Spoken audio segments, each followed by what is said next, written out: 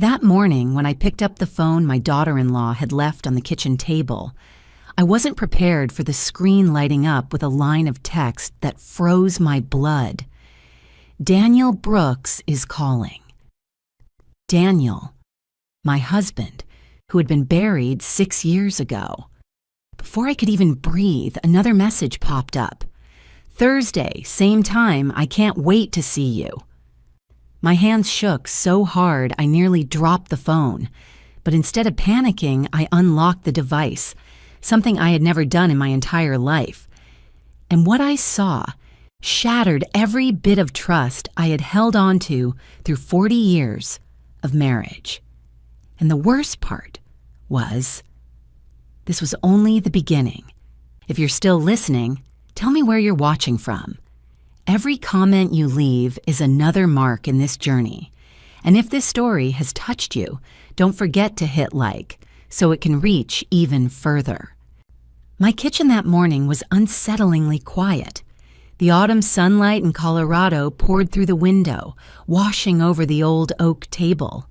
The coffee maker kept dripping softly, and the smell of frozen waffles heating in the oven filled the air. Yet the only scent I could perceive was the cold, metallic tang of fear. I stared at the line, "Daniel Brooks is calling," as if blinking would make it disappear. 6 years ago, I had stood beside his grave, listening to the heavy thud of soil hitting the coffin lid. No one returns from that. My heart pounded so hard my ears rang. My first instinct was to set the phone down immediately and pretend I had never seen anything.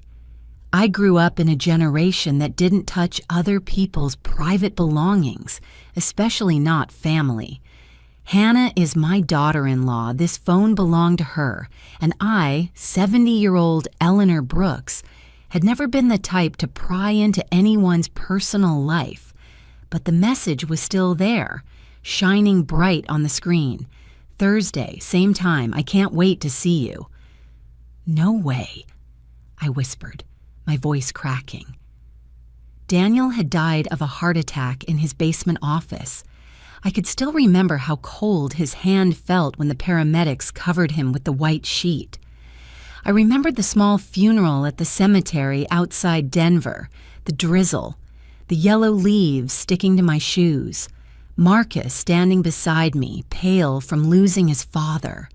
All of those memories crashed back, colliding violently with the absurd text on Hannah's phone screen. I took a deep breath, trying to steady my hands. The iPhone still buzzed, showing the decline and accept options beneath Daniel's name. I didn't dare touch either. I just stood there, staring at the familiar name I thought existed only on a gravestone. The call ended after a few seconds. The screen shifted to the message interface, showing the most recent conversation. I knew I shouldn't do what I was about to do. I knew I was about to break every boundary of privacy I had respected all my life. But something stronger, part wife's instinct, part mother's intuition, pushed me forward. I pressed the home button. The screen lit up, asking for a passcode.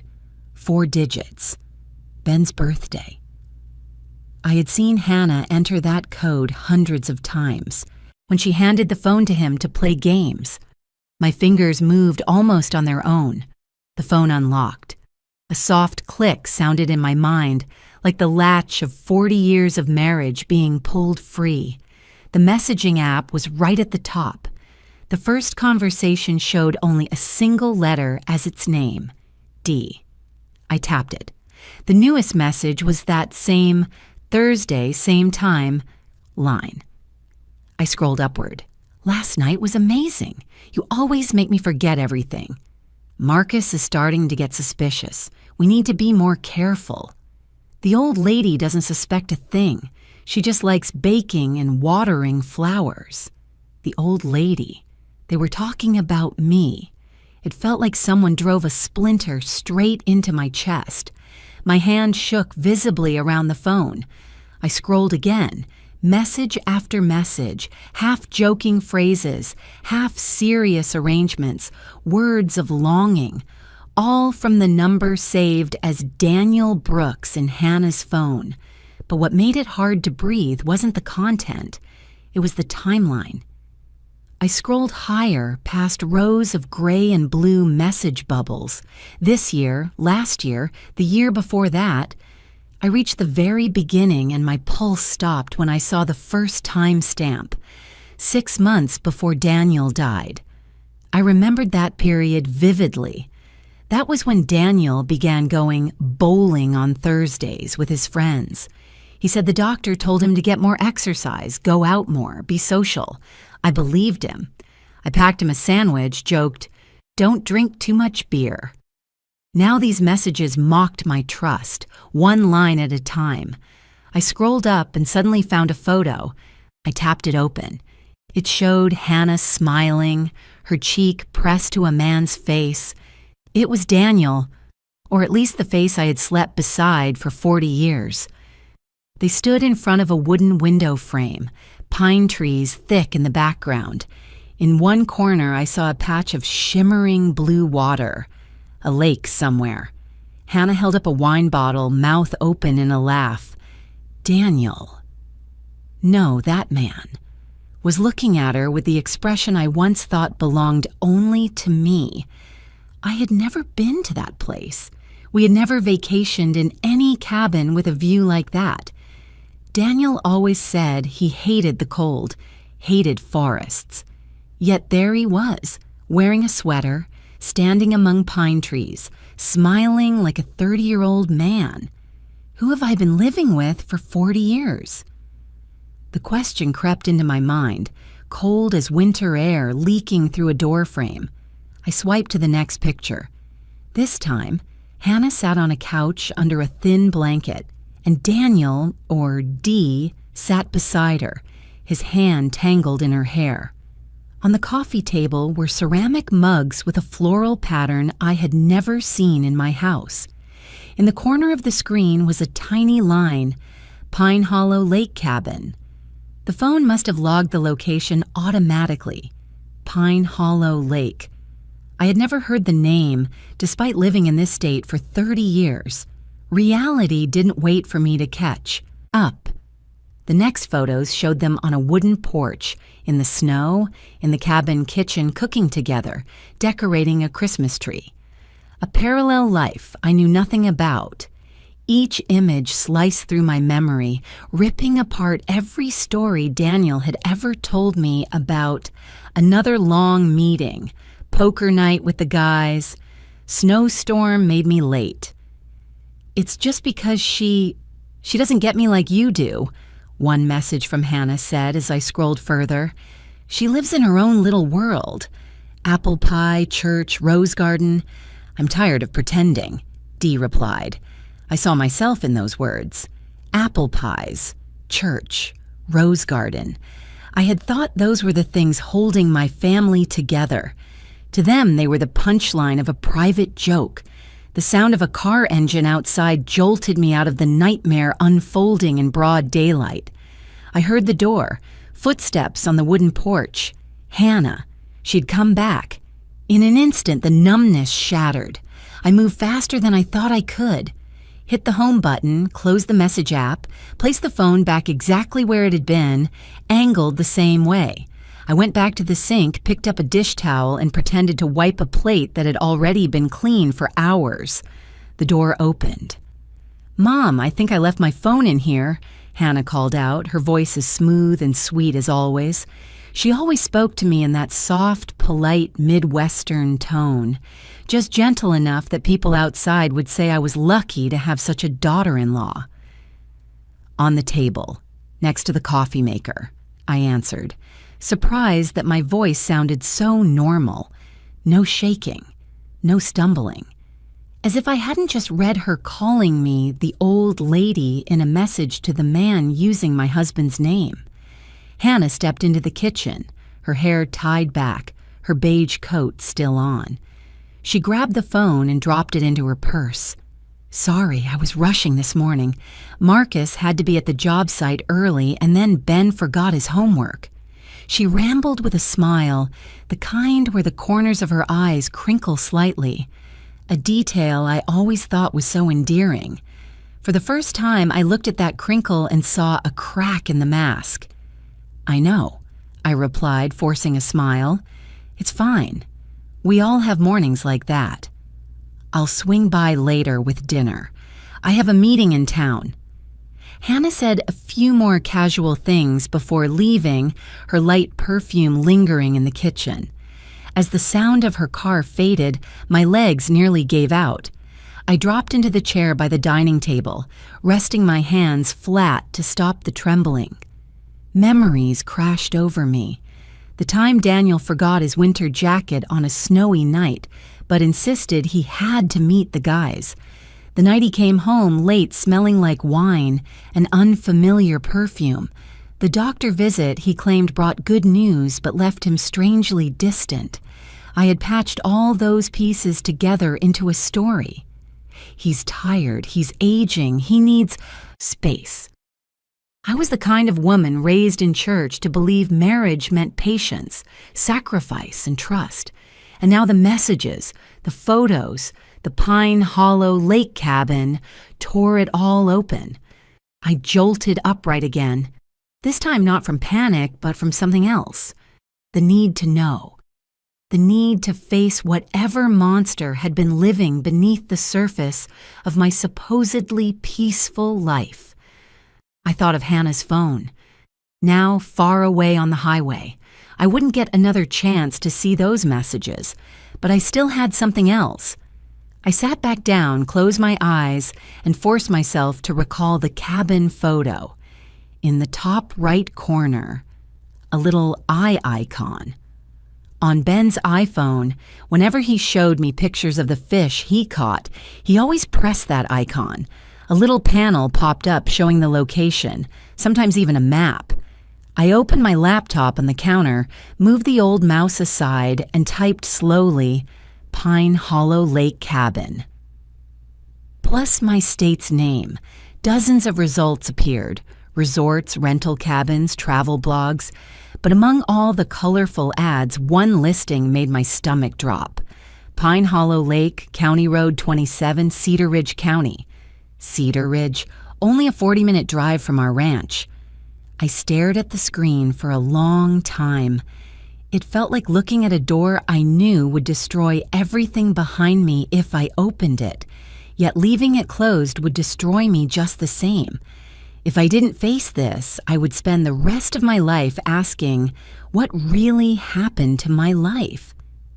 In the window's reflection, I saw a silver-haired woman, shoulders slightly hunched, wearing an old apron.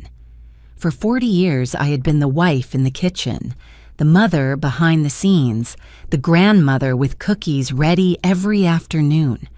No one had ever taught me what to do when a dead husband rang my daughter-in-law's phone. But one thing was clear. I would not let Marcus learn this from someone else. If anyone was going to protect my son from the truth, it would be me.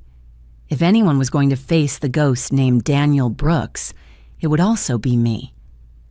I closed the laptop, my palms damp with sweat. In my mind, one thought took shape so clearly it felt like words. I will go to Pine Hollow Lake.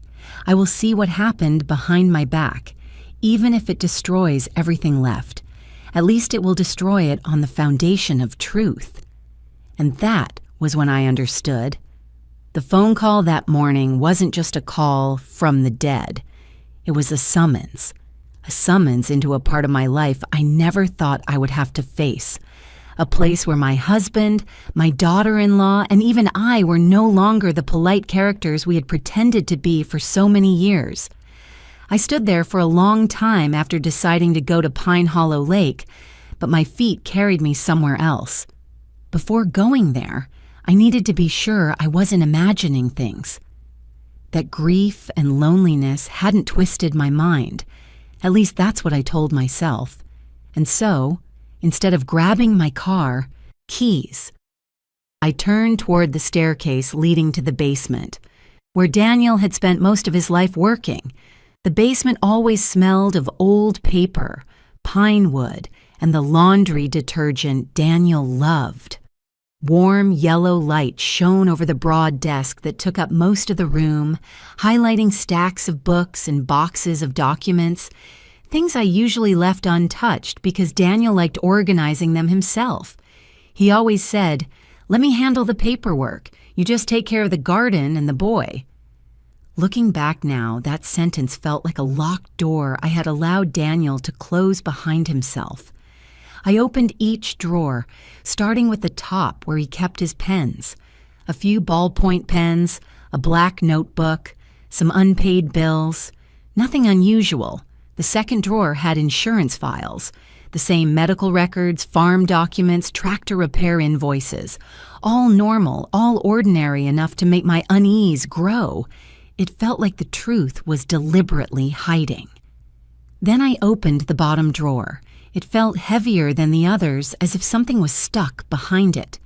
I crouched down and pulled harder. A sharp click sounded. The drawer slid open, revealing a hidden compartment underneath, a false bottom. I forgot to breathe. Inside was a bundle of envelopes tied with twine, several kitchen receipts that didn't match our household expenses, and a stack of papers that looked strange. Some pages bore Daniel's name, others had only signatures with no identifying information. There were receipts from stores I'd never heard of in towns Daniel claimed he never had a reason to visit. When I pulled the papers out, something heavy fell onto the tile floor. I bent down to pick it up. It was a small wooden box, dark brown, simply carved, aged so heavily I had to brush the dust off to see the details. Daniel wasn't sentimental. He liked things clean, open, uncluttered. This little box did not fit him, and that was exactly why my hands trembled as I opened it. Inside were photographs. I lifted the first one. My heart clenched immediately. There was Hannah, younger by a few years, radiant, her blonde hair falling over one shoulder. In the picture, she leaned into a man. The man had Daniel's eyes, Daniel's jaw, Daniel's smile. So similar it felt like the floor beneath me shifted. I laid out the second, the third, the fourth. Each captured intimate moments. Standing in front of the cabin, dining by a fireplace, laughing together in a small restaurant I had never heard Daniel mention. But the most suffocating detail was the dates, year after year after year. The affair stretched like a film reel with no beginning and no ending. I once believed Daniel led only one life, the one I built with him.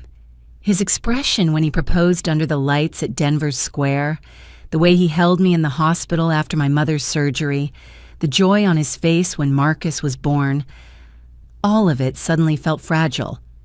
Not because I thought he never loved me, but because I now saw he might have lived two lives at once, and I had been given only half. Blinking back tears, I reached the bottom of the box. A folded document lay there. I opened it. It was the ownership certificate for the Pine Hollow Lake cabin. Owner, Daniel Brooks. Status, active. I remembered clearly when Daniel claimed he had sold that cabin. A small property his brother had left him. He said maintenance cost too much, that he had no time to go there anymore. I had believed him. I even felt relieved, thinking he wanted to spend more time with family. Now that certificate sat in my hand like a massive unanswered question. Why did Daniel lie? What was the cabin for? Who had lived there with him? And what truly happened 6 years ago? I kept one photo. Hannah touching Daniel's neck, her eyes looking at him like the world had shrunk to just them. I didn't keep it to torment myself.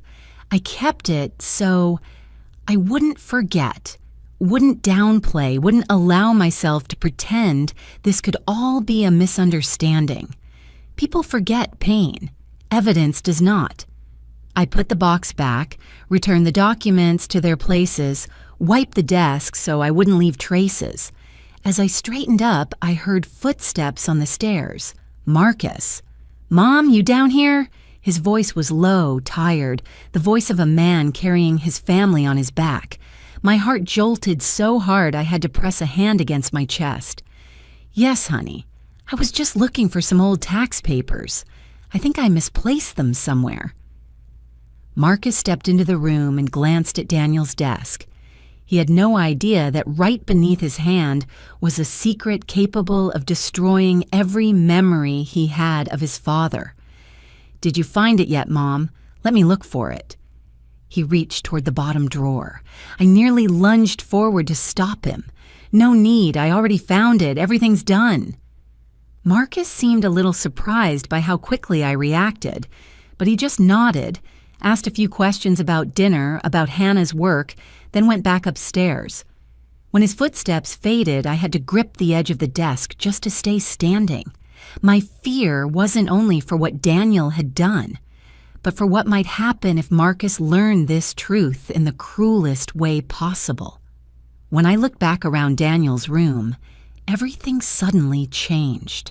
The chair he used when writing letters, the leather jacket he hung behind the door, the Colorado map marked with his favorite fishing spots. All of it had become props in a play I didn't know I'd been watching. And then a thought, light as a breath but sharp as a blade, cut across my mind. Hannah knew this room better than I thought. The marks on the drawer, the way the papers were arranged, the carelessness of leaving photo metadata exposed. All of it made me certain she had been in here more than once. I didn't know what Hannah and Daniel had shared with each other, but they had clearly shared far more than I ever knew. I looked at the wall clock. The minute hand had just passed the 6. It was barely near 10 a.m. If I left right now, I could reach Pine Hollow Lake before noon. There was no reason to hesitate. No answers were left in this house. I took a long breath, walked quickly up the stairs, grabbed my car keys, and pulled on a warm coat. When I opened the front door, a blast of cold wind rushed in, carrying the faint scent of young pine. Winter in Colorado always arrived sooner than expected, just like the truth I was about to face. I would go to that cabin, alone. Whatever waited for me there, at least I would no longer be living in the dark. I drove out of town, leaving behind the familiar streets leading to the church, the small grocery and the bakery I had gone to for 30 years. The farther I went, the more the landscape changed. Thick lines of pine trees, deep green crowns pressed together along the hillsides, the ground covered with a soft carpet of fallen leaves. The road to Pine Hollow Lake wound through the forest, narrow enough that 2 cars passing each other would struggle. The map told me I had 12 minutes left. I rolled the window down a little. The cold air swept in, carrying the smell of earth, pine resin, and the damp scent of the nearby lake. My heart pounded with each beat, not only from fear, but from the feeling of someone about to touch a truth they had avoided all their life. When the cabin appeared among the tall trees, I braked slowly. It didn't look like an abandoned hideout. It looked cared for. New wooden roof, windows clean of dust, steps swept neatly. A metal wind chime hung by the door, ringing softly whenever the wind passed, a gentle sound that made my chest tighten. I parked the car a few miles away and followed a side trail to avoid being seen. As I neared the porch, I stood still for a few seconds, listening. No voices, no cars, only the rustle of leaves. I placed my hand on the doorknob. The wooden door opened easily as if the owner had just stepped out. Inside was warmer than I expected. Natural light from the windows washed over the small room, a beige sofa, a Navajo-patterned rug, a coffee table with a few old magazines. I stepped in and immediately saw the first sign. A bottle of red wine left unfinished on the table, with 2 glasses beside it. Hannah. And who else? I walked to the wall hooks by the door. A long cream-colored woman's coat hung at arm's reach. I touched the fabric. New, clean. A faint scent of perfume. The same vanilla amber blend Hannah always wore. I opened the small closet next to it. Inside were a travel bag, scarves, toiletries. All the things Hannah carried whenever she left the house. So this wasn't a hidden meeting place abandoned after Daniel died. It was where Hannah was living part of her life. I swallowed hard and lifted my eyes to the shelf above. Something there made me grip the edge to steady myself. A row of men's coats, the exact style Daniel liked, the exact size Daniel wore. And when I leaned closer, the faint scent of the detergent only he used still lingered. I had to push the closet door aside to keep from falling. Daniel, what did you hide from me? I froze when I saw a picture frame lying face down at the bottom of the closet. My hand trembled as I flipped it over. The photo showed Hannah smiling brightly, her face glowing in the lake sunlight. Beside her stood a man. His face was familiar enough to make my stomach twist. It was Daniel, but it wasn't. He looked older, his hair more gray, and there was a small scar across his right eyebrow. A scar my husband never had, but the build, the smile, the look in his eyes. Similar enough that the line between the dead and the living blurred. I stepped back, setting the frame onto the chair before my hand gave out. If this man wasn't Daniel, then who was he? And if he was Daniel, then who had we buried? A distant car engine made my heart leap. I rushed to the back door, moving on instinct, like someone running from a ghost rising out of their past. My heart thrashed wildly, my breath ragged. I pulled the back door shut and crouched behind the woodpile. Through a sliver between the boards, I saw a man step onto the cabin porch. I couldn't see his face clearly, but his walk. God. That walk made me want to cry. Each step, each slight shoulder movement as he took off his hat. It was Daniel's. Exactly Daniel's. Every piece of logic inside me crumbled. I was dragged back to the last day of Daniel's life. Or what I thought was his last day. The way he walked down the stairs, the way he straightened Marcus's collar before an interview, the quick kiss he gave me before saying, "I'll be home early." The man opened the cabin door with a key. No hesitation, no fear. I saw the jawline, the broad shoulders, the slight lean to the right. Something only Daniel had, but the small scar on his right eyebrow was still there. Daniel never had a scar. I understood then. I was looking at a man both familiar enough to hurt and strange enough to terrify. In that moment, everything I knew about my marriage collapsed and rebuilt itself into a darker shape.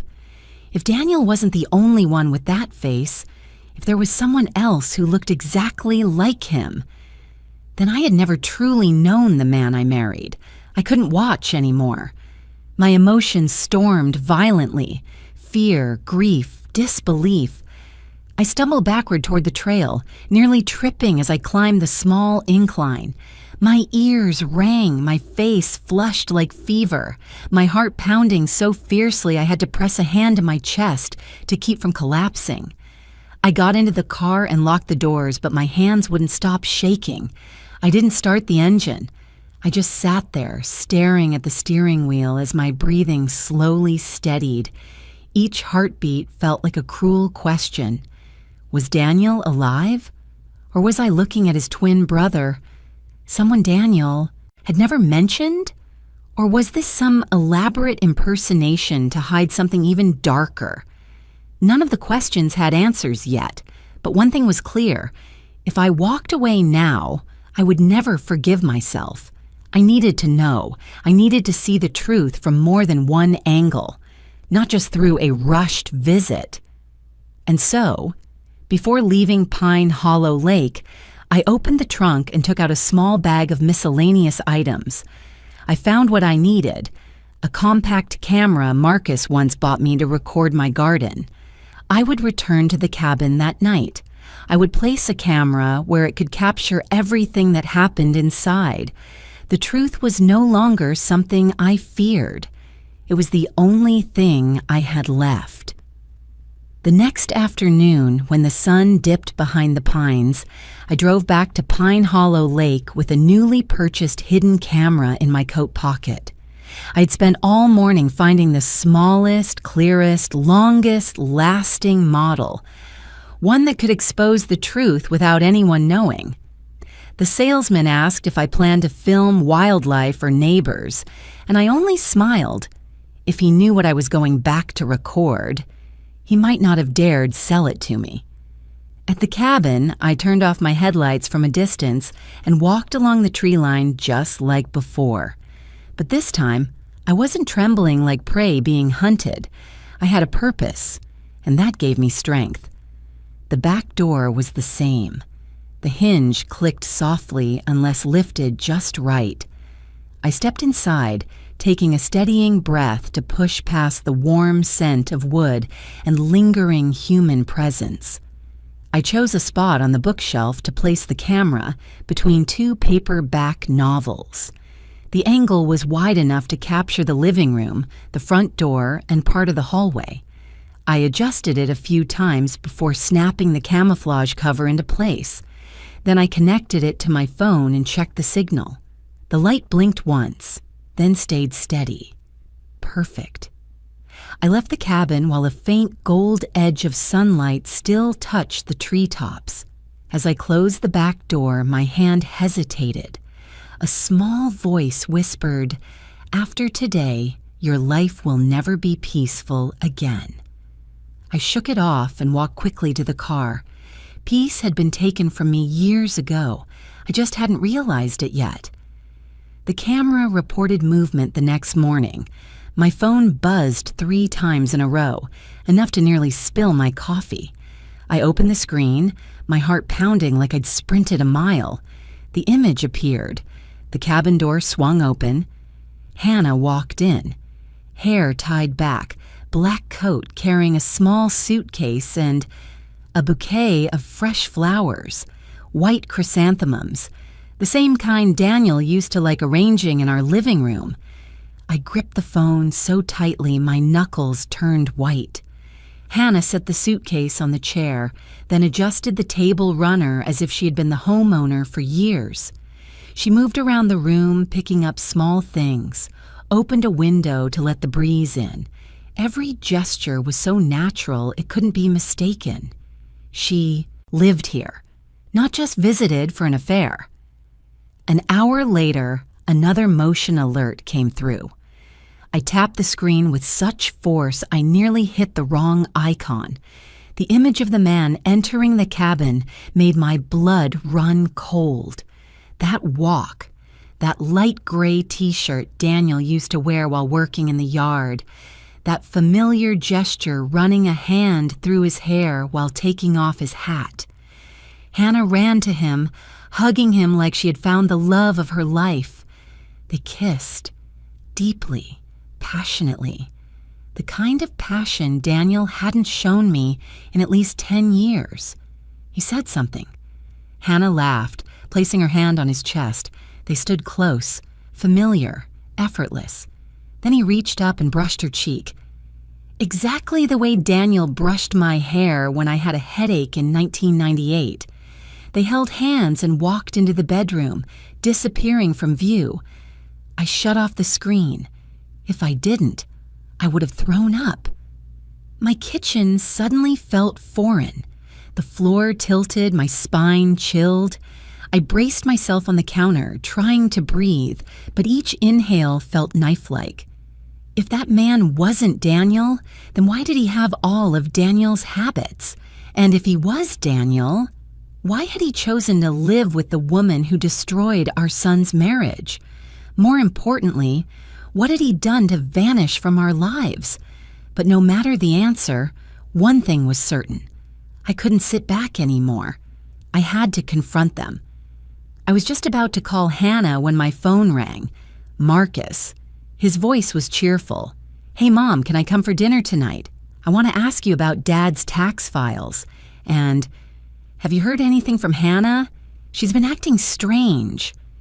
I swallowed the pain rising in my throat and answered as calmly as I could.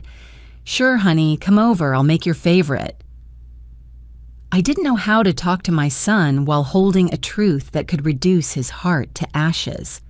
But I also knew I couldn't let Marcus fall into this nightmare before I understood everything myself. All day, even while cooking, my eyes kept drifting toward the phone. No more alerts. The cabin was quiet while I played the role of calm mother for Marcus. He talked about work, the neighbors, the little boy across the street learning to ride a bike. I nodded, smiled, asked the right questions, all while feeling like an empty shell. My mind stayed in the cabin. The shutting door, Hannah's laughter, that man's silhouette cutting into my heart with each image. I walked Marcus to the door and watched his car disappear behind the maple trees. As the gate closed, my face finally collapsed. I went upstairs, grabbed my coat, shoved my keys into my pocket. I knew what I was about to do wasn't safe, wasn't wise, but I had no other choice. If I didn't face them now, I never would. I drove into the night, following the same road to Pine Hollow Lake. Tonight the cabin would no longer be just a hiding place for secrets. It would be the place where I forced the truth to show its face. I pulled over on the hillside, turned off the engine, and let the night swallow every sound around me. Pine Hollow Lake stretched out in the distance, a dark mirror reflecting the pale silver moonlight. Every step I took down the dirt path made the pine needles crackle beneath my shoes, as if the forest itself were warning me. Turn back. But I didn't turn back. I had gone too far to still fear the truth. As I approached the cabin porch, I heard music drifting from inside. Soft, slow, deep as an old wound. Frank Sinatra. The Way You Look Tonight. The song Daniel used to play whenever our family had dinner on the porch. The song he played the night before Marcus's wedding. The song he once said meant, "You're always the most beautiful to me, even when you're angry." Hearing that melody now made my heart clench painfully. I drew a breath, raised my hand, and knocked. 3 knocks. Not loud, but enough to tighten every muscle in my chest. The music inside stopped abruptly, then footsteps. Slow, heavy, as if the person inside were trying to guess who stood out there. The door opened, and I saw him. It took me several seconds before I remembered how to breathe. That face, that jawline, those eyes, that familiar furrowed brow. All of it was Daniel, but also not. The man standing in front of me was older than Daniel had been at the time of his death 6 years ago. His hair was grayer, and there was a thin, sharp scar across his left eyebrow. Daniel had never had a scar there. He froze when he saw me. His eyes widened.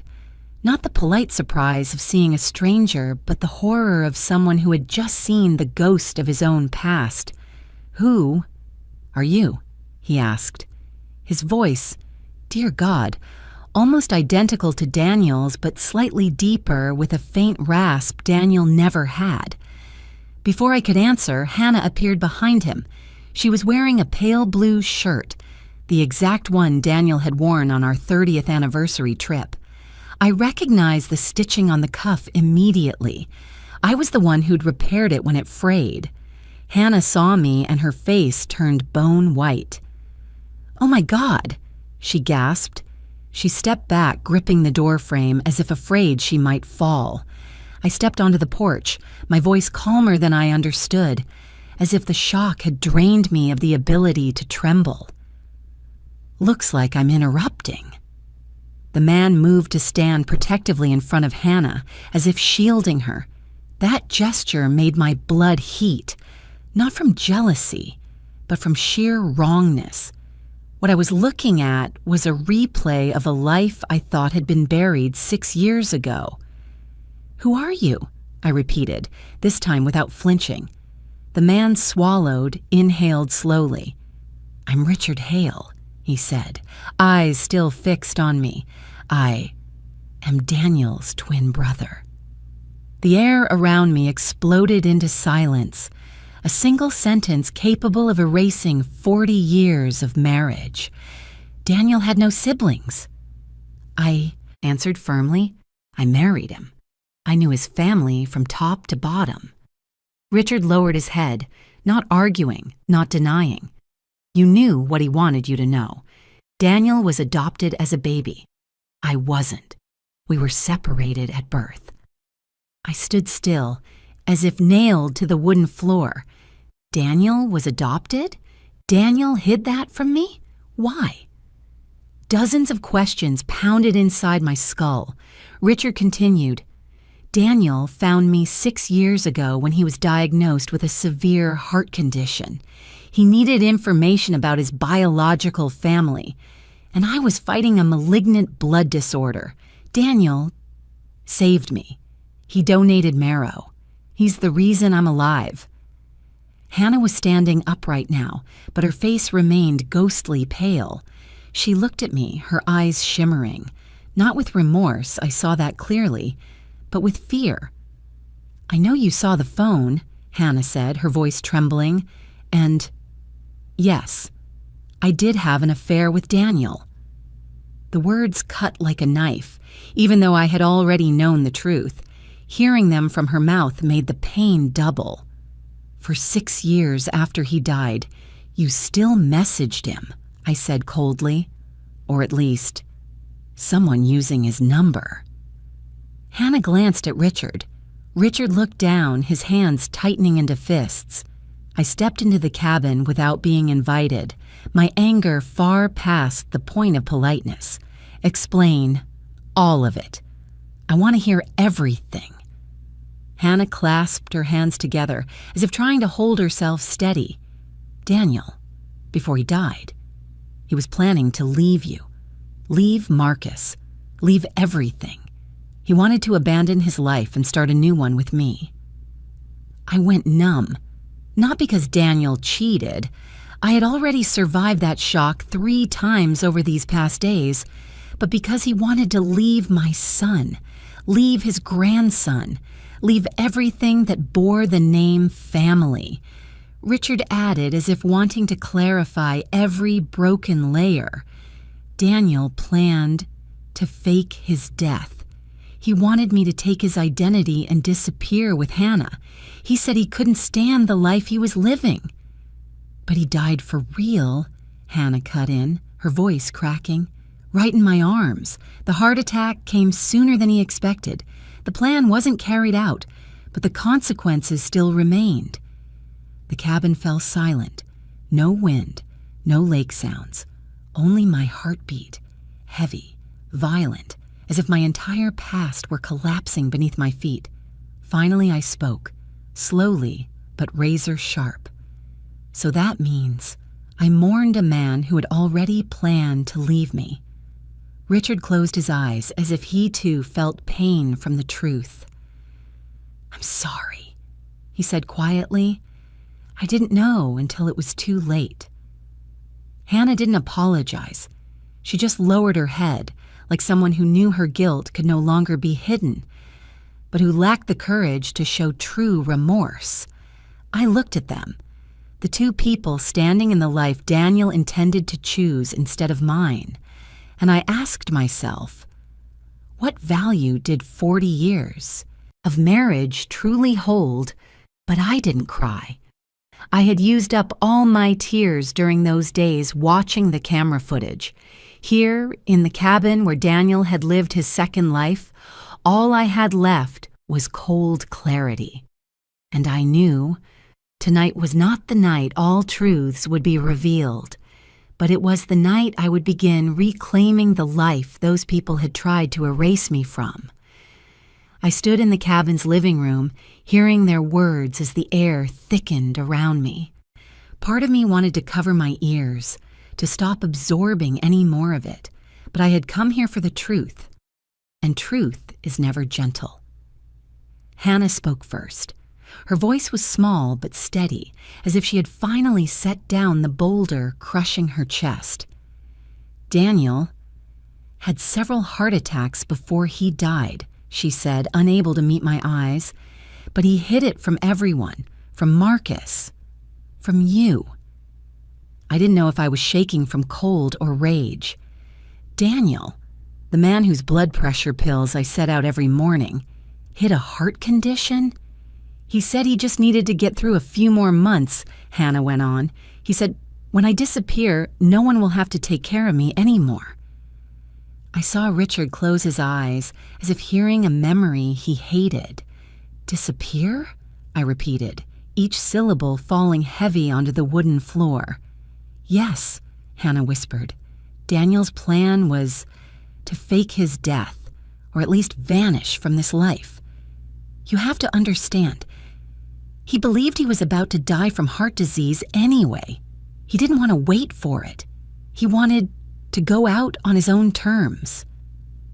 The room spun in my vision. Daniel wanted to die with Hannah beside him, not me. But Hannah kept talking, compelled by a force I couldn't understand. Maybe guilt, maybe fear. That day, he had worse symptoms. We were discussing the details, timing, method, transferring the insurance money to Richard. And then he collapsed. Hannah brought her hand to her mouth, her voice breaking. I panicked. I didn't call 911 right away. The world dropped out from under me. I had to grab the back of a chair. Richard spoke, his voice low and rough. Hannah said Daniel wanted to go quietly, that he had accepted his death, but he looked at me, his eyes painfully honest. You and I both know that doesn't justify not calling for help. You let him die, I whispered, my lips so dry it hurt to speak. You let him die. Hannah sobbed, choking on her words. I thought if I waited just a few more minutes, what Daniel wanted would become true. I was wrong. I didn't understand he still had hope to live. I turned away. I couldn't look at her another second. Then Hannah's voice softened. After Daniel died, I remembered the plan he'd mentioned about Richard receiving the life insurance and leaving with me. So I called Richard to tell him. Richard's hands tightened until his knuckles whitened. I refused. I was sick, still in treatment. And that plan, my God, what kind of morality would allow me to do that? I told Hannah not to contact me again. I looked at him, and for the first time, sensed something genuine in his tone. Hannah continued, but then Richard recovered. A strange miracle. After 2 years, he was completely healthy. Daniel always said something about the twin bond between them, that they could save each other, and it turned out to be true.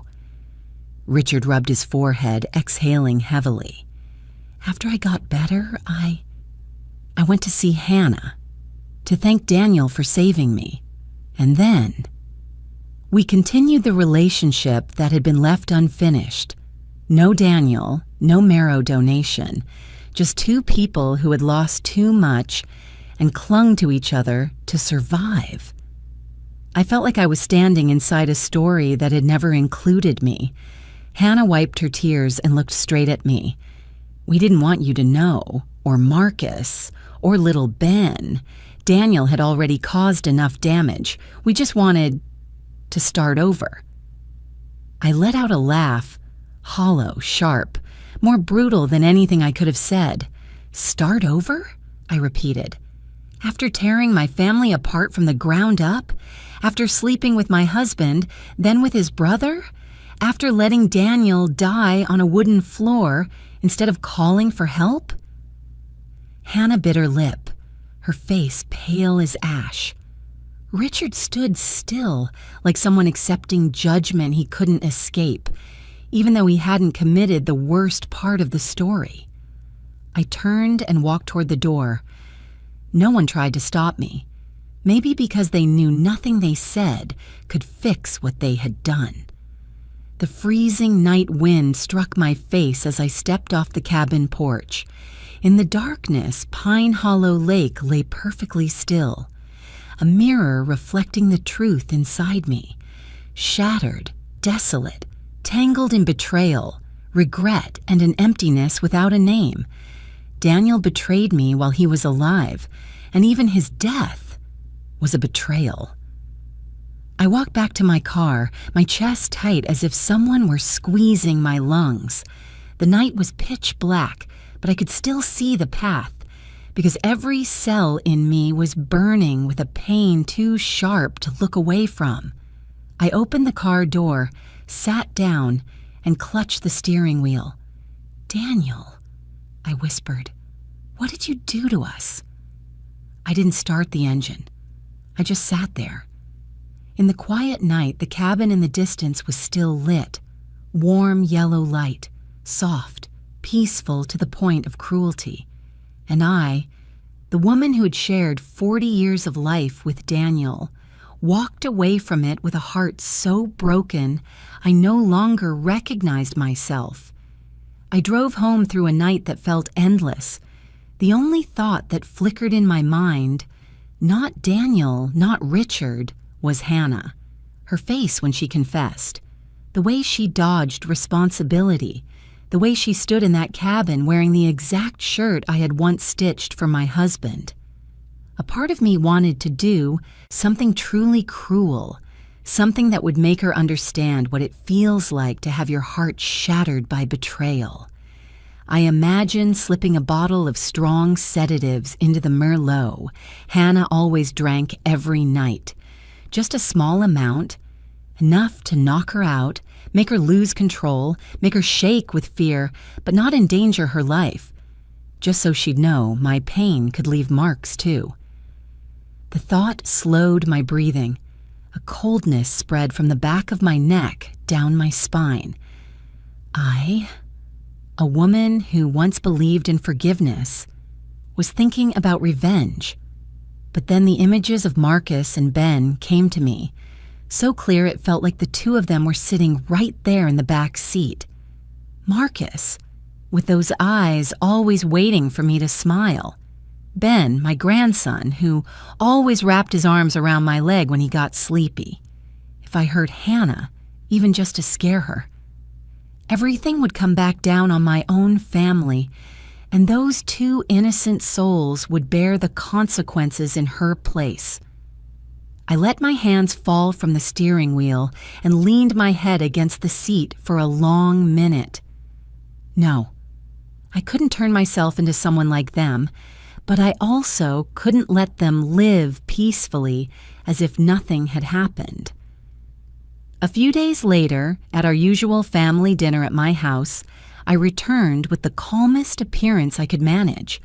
I made roasted chicken, steamed corn, and pudding, Ben's favorite. Marcus and Hannah arrived on time. When Hannah stepped into the kitchen to help me set the plates, I glanced quickly at her face. She avoided my eyes, something Marcus never noticed. During dinner, Marcus cheerfully talked about work. Ben ran circles around the table with his toy car in hand. Only Hannah was unusually quiet. Every time I opened my mouth to ask something, she jumped like someone who had brushed against an electric wire. I set my glass down and smiled as if I were just making small talk. "Are you two doing well lately, Hannah? Work, marriage, everything still going smoothly?" Marcus kept scooping corn for Ben, not noticing anything, but Hannah froze. Her eyes locked onto mine with a panic only I could see. I curled my lips, not a smile, but a warning unspoken. I know everything. That was the message I sent her with my eyes, and she understood, immediately. Her face drained of color, her lips quivered even though she tried to force a weak smile. "Yes, we're fine," she said softly, staring down at her plate like she wanted to crawl into it. My trap wasn't poison. It was the truth lying silently between us. After Marcus took Ben to bathe, I stood, wiped my hands on a towel, and said quietly, "Hannah, help me in the kitchen for a moment." She followed me, every step like she was walking into an interrogation room instead of my vanilla-scented kitchen. I turned, leaned against the counter, and looked straight at her. No yelling, no crying, no anger. That calmness made her shake more than any scream could. "I'll keep the secret," I said, each word measured and clear. "Marcus will never know. If you don't make him find out—" Hannah opened her mouth but couldn't produce a sound. I continued, "But if my son suffers one more drop of pain because of you, just one, I swear I'll expose everything. I have photos, videos, confessions. I'll let Marcus see all of it himself." Hannah stepped back, her lips trembling violently. I'll leave Marcus," she whispered. "I promise I'll leave, quietly, without hurting anyone, I swear." I looked straight into her eyes, not to judge her sincerity, but to make sure she understood I was no longer the gentle, easily wounded woman I used to be. In that moment, I felt something shift inside me. Power. Not the power to destroy someone. The power of someone who holds the truth. Someone who can protect her family from the worst. Someone who decides who gets to remain in this story. And who must leave it. When Hannah lowered her head, avoiding my gaze, mumbling her promise to disappear quietly, I realized that for the first time since Daniel died, I wasn't the victim anymore. I was the one holding the scale. And that feeling, painful as it was, still made me stand taller, breathe deeper, and know that the rest of my life would be guided by no one but myself. A month passed slowly, as if time itself were watching to see whether I would keep my promise. Hannah avoided me completely but kept her calm facade around Marcus, until the night she walked into my house, sat across from me, and announced in an even voice, "I want to divorce Marcus, because we no longer share the same views." I looked at her, saying nothing, just observing. That calmness that was too practiced. Those eyes trying to appear innocent while always avoiding mine. The way she lifted her glass without her hand trembling, as if everything were a calculated decision. Marcus didn't have that kind of calm. When he heard the news, it was like watching someone fall from a rooftop onto cold concrete. His shoulders collapsed instantly. The same way Daniel looked 30 years ago when he learned he'd lost his job. But Marcus didn't yell, didn't blame, didn't demand answers. He just repeated one sentence, his voice cracking. "If that's what she wants, I have to respect it." I wanted to hold my son, to tell him the truth, to tell him none of this was his fault, that Hannah's heart had belonged somewhere else, to someone else, for a long time. But I had to grit my teeth. The promise I had made in that kitchen still wrapped around my chest like a binding strap. I would keep the secret, if she didn't hurt Marcus further. Divorce, painful as it was the least harmful outcome. Hannah moved out in just 3 days, never looked back once, left nothing behind except a neatly folded divorce paper on Marcus's dining table. What shocked me wasn't that she left, but where she went. She didn't move back to her parents' house or to a temporary place. She, moved to Arizona with Richard, a pair built on secrets, a pair connected by Daniel's death, a pair whose very existence was enough to tear my family apart. Ben was different. He was only 6, his eyes wide with confusion as he watched his mother pack. "Mommy's gonna work far away, Grandma?" he asked, hugging my leg. I looked at Marcus. He bit his lip before answering gently. "Yes, Mom has to work somewhere new, but she still loves you." Half true, half false, more painful than the whole truth. I held my grandson, feeling his heartbeat against my chest, and reminded myself that every decision I made was to protect these small souls from the shock adults had created. Marcus tried to be strong, but I saw the emptiness in his eyes every morning when he held his coffee. I comforted him with familiar phrases. "You'll be okay. Everything happens for a reason." But inside me, a storm roared. I was the only one in the house who knew the truth, and the only one who had to carry it like a sharp stone lodged in my heart. Some nights, sitting alone by the fireplace watching the flames flicker, I asked myself, did Daniel ever truly love me? That question would never have an answer. On Daniel's Memorial Day that year, I prepared white roses and cleaned his photo in the living room, just like I did every year. But that morning, when I opened the door, I saw a large wreath sitting on the steps. From Richard, with gratitude. I froze. A message of gratitude left at my door. The home where Daniel lived with me for 40 years, where I cried for him more times than I could count. That wreath was a blade twisted straight into my chest. Richard hadn't entered our lives as family. He entered through a secret that shattered my marriage. He had no right to leave anything on my doorstep. Not on the day I remembered Daniel, not after everything that had happened. I carried the wreath to the backyard. I set it in the fire pit I used to burn fallen leaves every month, and I lit it. Flames rose, swallowing each petal as if devouring the past I'd clung to for too long. The scent of burning flowers drifted into the air, sweet, scorched, bitter, like a cleansing ritual. I watched until the wreath became ash. This is the line. I told myself, I will not let anyone use Daniel's name to hurt me again. A few weeks later, Marcus began to heal. He fixed up the porch, took Ben to basketball practice, started going to the gym, things he had never done while living with Hannah. I watched my son slowly regain his smile, a tired smile but real. Then one day I saw him hesitating at the door, holding a bouquet of white daisies. "Mom," he said softly, "I met someone, Claire.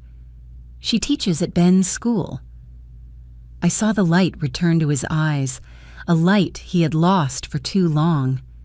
"That's wonderful," I said, stepping forward to straighten his collar like I did when he was 8. "You deserve a new happiness." He laughed shyly. I smiled too, but deep inside, one worry remained. Marcus was rebuilding his life. On ground I knew held a buried secret, a grave named Daniel, and everything he had done. I could only hope that secret would never come back one day to ruin the life Marcus had pieced back together with his broken heart. I had believed, or hoped, that once Hannah left Marcus's life, everything would fade into the past, that I could box the secret away, place it in a mental drawer, and close it. But secrets never die. They only change shape. And its new shape was Hannah and Richard's strange desire to appear publicly as a new family. I learned this when Hannah texted me a week before Ben's birthday. "We would like to come. For Ben. I hope you understand." I understood. I understood that they felt no shame, But I also understood that if I refused, Marcus would start asking questions. And I had promised to protect my son from the cruel truth. So on Ben's 7th birthday, when I saw a black SUV pull up in front of the house, my heart dropped to the floor. Hannah stepped out first, lightly made up, looking dignified in a way that felt false. Richard stepped out right after, tall, composed, polite, and so much like Daniel that I had to grip the back of a chair to keep myself steady. It didn't matter how many times I reminded myself that he was not Daniel. My body still reacted as if seeing a dead man return. During the party, Richard behaved like the perfect gentleman, courteous, kind, tactful. He bowed his head slightly to me. "Mrs. Brooks, thank you for letting us come." I nodded, swallowing down the surge rising in my chest. That voice, deeper, rougher, but still carrying Daniel's tone. If I closed my eyes, I could imagine myself standing in front of my husband again. I did not allow myself to close my eyes. Marcus looked at Richard a few seconds longer than usual, then laughed. "You look familiar. Have we met somewhere before?" My entire body froze. Hannah, standing behind him, visibly flinched, but Richard, with a calmness that was almost frightening, simply smiled. "I just have one of those common faces." Marcus laughed, not thinking anything of it. He was busy organizing the ball toss game for Ben and the neighborhood kids, but I couldn't breathe normally anymore. When it was time to cut the cake, everyone gathered in the front yard. Ben ran around with his birthday hat, smiling bright like a little sun. And then, as if by instinct, he ran straight to Richard. "Do you know how to ride a horse? At school, I saw on TV some people riding horses on a big ranch." Richard smiled, bent down to Ben's eye level. "Of course. I used to live on a small ranch with..." He hesitated. "With someone very special." In that exact moment, my heart went wild. Daniel used to teach Marcus to ride horses at my parents' small ranch. That story was supposed to be a private memory of our family. Ben tilted his head.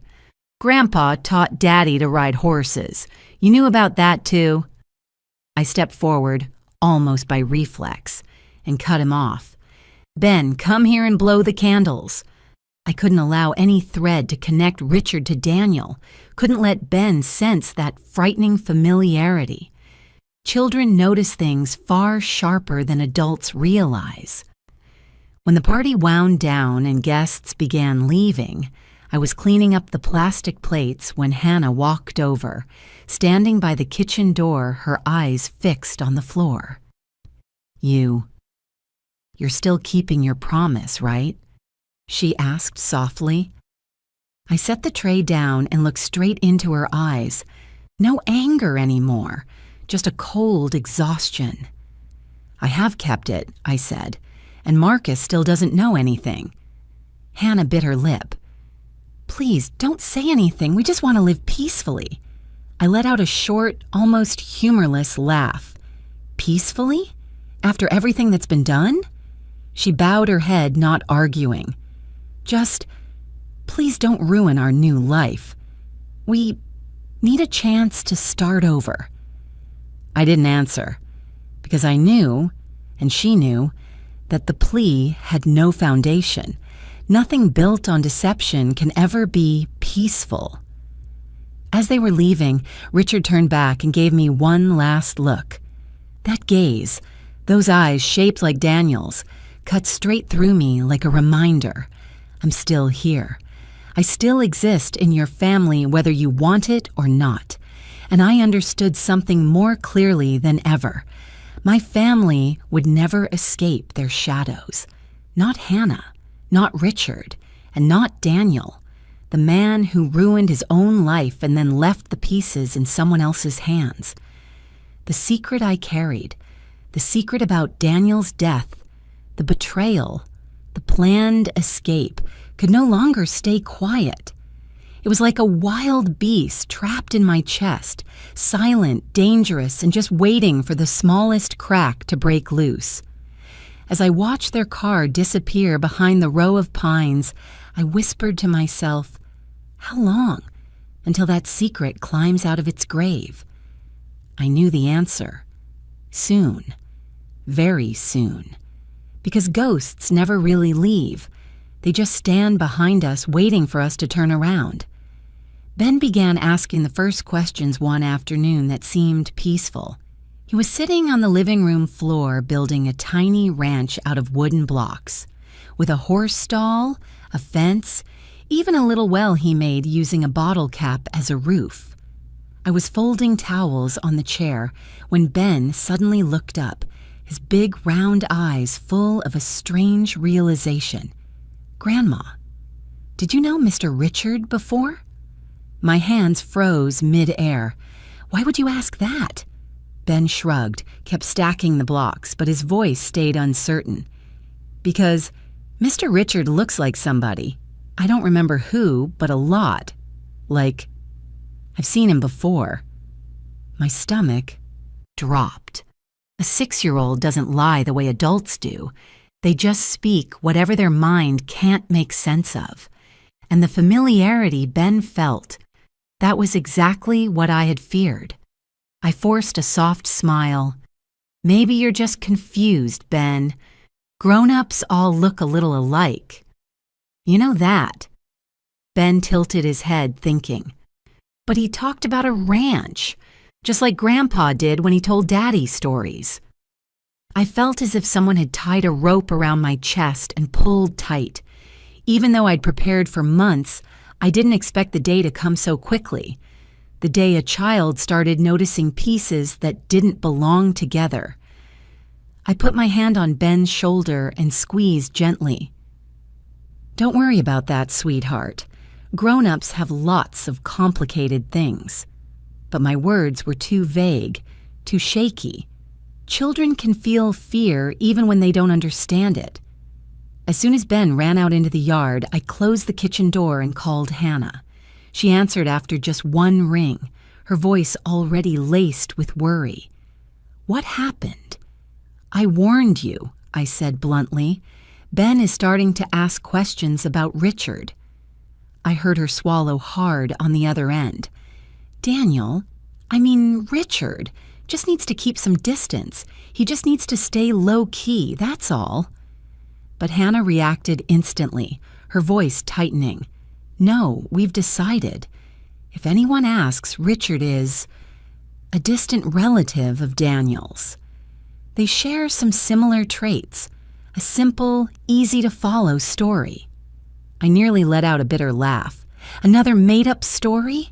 Another disguise? You really think that will fool a smart child? It's the only option, Hannah said, sounding cornered. We don't want Ben shocked. We don't want Marcus suspicious. Richard needs to be present in Ben's life in the least messy way. The least messy way, I repeated, my voice turning cold. The least messy way is for both of you to disappear from our lives. Hannah didn't answer. I heard her breathing hard. Finally, her voice dropped to a fragile whisper. You know that exposing this truth would destroy everything. Marcus, Ben, everything would fall apart. I closed my eyes, and in that moment I saw clearly where my limits were. The truth, even when right, could become a blade cutting straight into my family. Ben was too young. Marcus was already too wounded. I couldn't take another disaster. So I answered only with a sigh. Do whatever you want. Just don't let Ben get hurt. On the other end, Hannah's voice trembled. We'll be careful. Ben just needs time to get used to things. And later, if necessary, we'll tell him a small part of the truth. I immediately pushed back. No more half-truths, no more layers. Every new lie weighs everything down even more. But Hannah whispered, sometimes that's the only way to keep going. I hung up before I said something cruel. That evening, I sat alone on the porch, watching the streetlight glow against the patches of leftover snow from last week. The December air was crisp, carrying the scent of burning wood from the neighbor's chimney. Ben was asleep on the sofa, hugging the brown teddy bear Daniel once gave Marcus. But instead of feeling peaceful, I felt hollow enough to hear my own heartbeat. I had lived long enough to understand one thing. Nothing is more dangerous than a big secret brushed by a child's hand. Children don't fully grasp things, but they feel and they remember. Small questions grow into big ones over time. I looked at Ben sleeping, his little eyebrows slightly furrowed as if he were trying to solve a puzzle. In him, I saw the future. A future where he would have to live inside the web of lies adults spun around him. And I, the grandmother who loved him more than anything, was the one holding the main thread of that web. The sadness sat heavy on my chest like a stone. I stroked his hair gently and whispered, "I'm sorry, Ben. I'm trying my best to keep you out of the storm, but sometimes even I don't know where the storm is coming from anymore." Then I leaned back, staring into the thickening darkness outside the window. The secret, the one about Daniel, about his death, about the betrayal and the guilt, was no longer something I was hiding. It had become a living thing, a shadow following every step of my family. And the day Ben asked his first question, I knew the road ahead would no longer be smooth, not because I didn't want to tell the truth, but because once spoken, the truth would destroy everything good left in this family. All I could do was hope one thing, that I would be strong enough to keep everything from collapsing, at least until Ben grew up and could handle the truth we had buried for far too long. The family birthday party that year happened on an early spring afternoon, when the air still held a bit of chill, but the sunlight was warm enough for everyone to sit in the backyard. I hung little flag banners along the fence. Marcus blew up balloons, and Ben ran around with his paper hat tilted to one side. Everything looked like an ordinary family preparing for a special day. If you didn't count the fact that the two guests about to walk through that gate were the ones who destroyed my family, and the living shadow of Daniel under the name of someone else. When the SUV stopped, I inhaled so deeply my chest hurt. The door opened, and Hannah stepped out first. She was dressed more neatly than usual, a cream dress, a light jacket, the gentle look of a woman who had stabilized her life.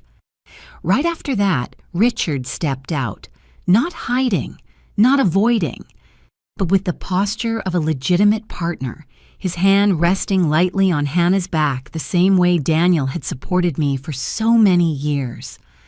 I heard Marcus's voice behind me. "Mom, they're here." I had to fight not to wince when I saw Marcus smiling as he greeted them. It wasn't his fault. He didn't know anything. He just saw two adults trying to behave civilly after a divorce. I wiped my hands on my apron and walked over with the most artificial smile I had ever worn in my life. "Hello, both of you.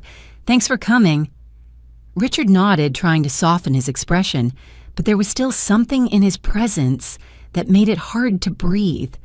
Too much like Daniel. The stance, the eyes, the restrained smile. Even if I told myself 100 times that this was Richard, not Daniel, my body still reacted through memory. I had to pretend this was the first time we were meeting, as if I hadn't stood in that cabin at Pine Hollow Lake, facing him in the dark, listening to him reveal secrets that shattered my life. Ben didn't sense any of the tension. He ran to hug Hannah, then turned to Richard. "Mr. Richard, let me tell you, I got the best sticker in class today." Richard bent down, smiling warmly at him, and in that moment, I saw the two of them, Richard and my grandson, as if they were standing inside a family picture I would never allow to exist.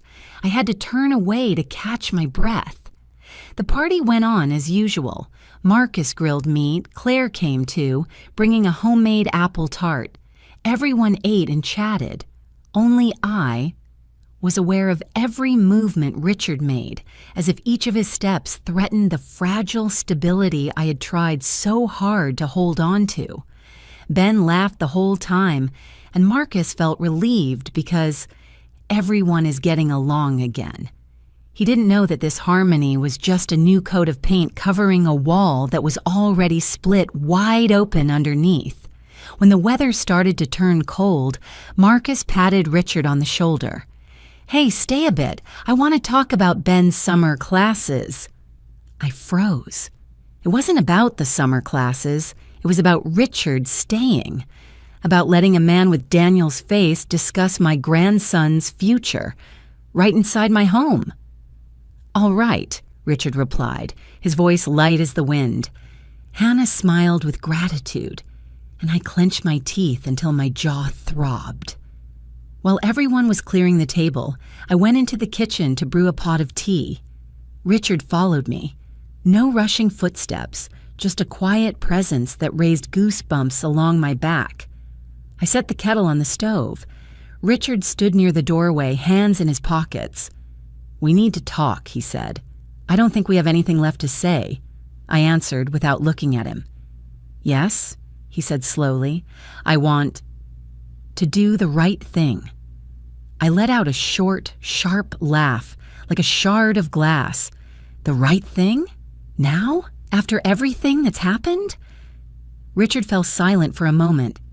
"You may not believe me, but I never meant to destroy your family. Daniel, he pulled me into this. I only followed because I owed him my life." I turned around, looking directly into the eyes I had stared into for 40 years. Even though the man standing there was not my husband. "A life debt doesn't give you permission to take someone else's family," I said. "It doesn't give you permission to stand here in my kitchen and talk as if you were the one forced into this." My voice was low but sharp, like a blade slicing through every excuse he had. Richard lowered his eyes. "I know everything I say means nothing to you," he whispered. "Yes," I answered, "because you represent the thing that killed my family. Not because you wanted to, not because you meant to, but because you exist. That's all." The air grew heavy like stone. Richard stood still for a long time, as if weighing every breath. Finally, he said, "I'll stay out of your way. I promise. I'll only show up if Marcus asks, or for Ben, if it's truly necessary." I looked at him, my heart cold as winter ice. "I will protect my children and grandchildren," I said clearly, "whether the person standing in front of me is the second version of my husband or not. I will not let any secret, any face destroy their lives again." Richard nodded, his eyes carrying something between sadness and surrender. "I understand," he said, "and I'm sorry." I didn't say anything else. I just turned away and poured the tea as if the conversation had been between two strangers. But when Richard left the kitchen, I placed my hand on the counter just to stay steady, because even though he had promised to stay out of my sight, even though he had admitted defeat, even though he was trying to fix what he could, I knew he was still the dark shadow hanging over my family, a quiet but persistent presence, a reminder that in this life, sometimes we don't escape the past, we only learn to live beside it. And that night, after the party ended, after Marcus and Ben hugged me goodnight, after Richard's footsteps had faded past the gate, I still heard inside my chest a small, thin vibration, like the surface of Pine Hollow Lake when touched lightly. Nothing ever truly ends, not with secrets like ours. Not when the man wearing my husband's face is still somewhere out there. The next 2 years went by in a strange rhythm, fast enough that I couldn't count the days, slow enough that each month carried a new layer of healing for my family.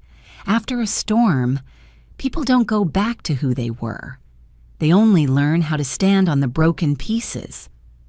Marcus was the first to stand up. He married Claire on an autumn afternoon in a small garden behind a church.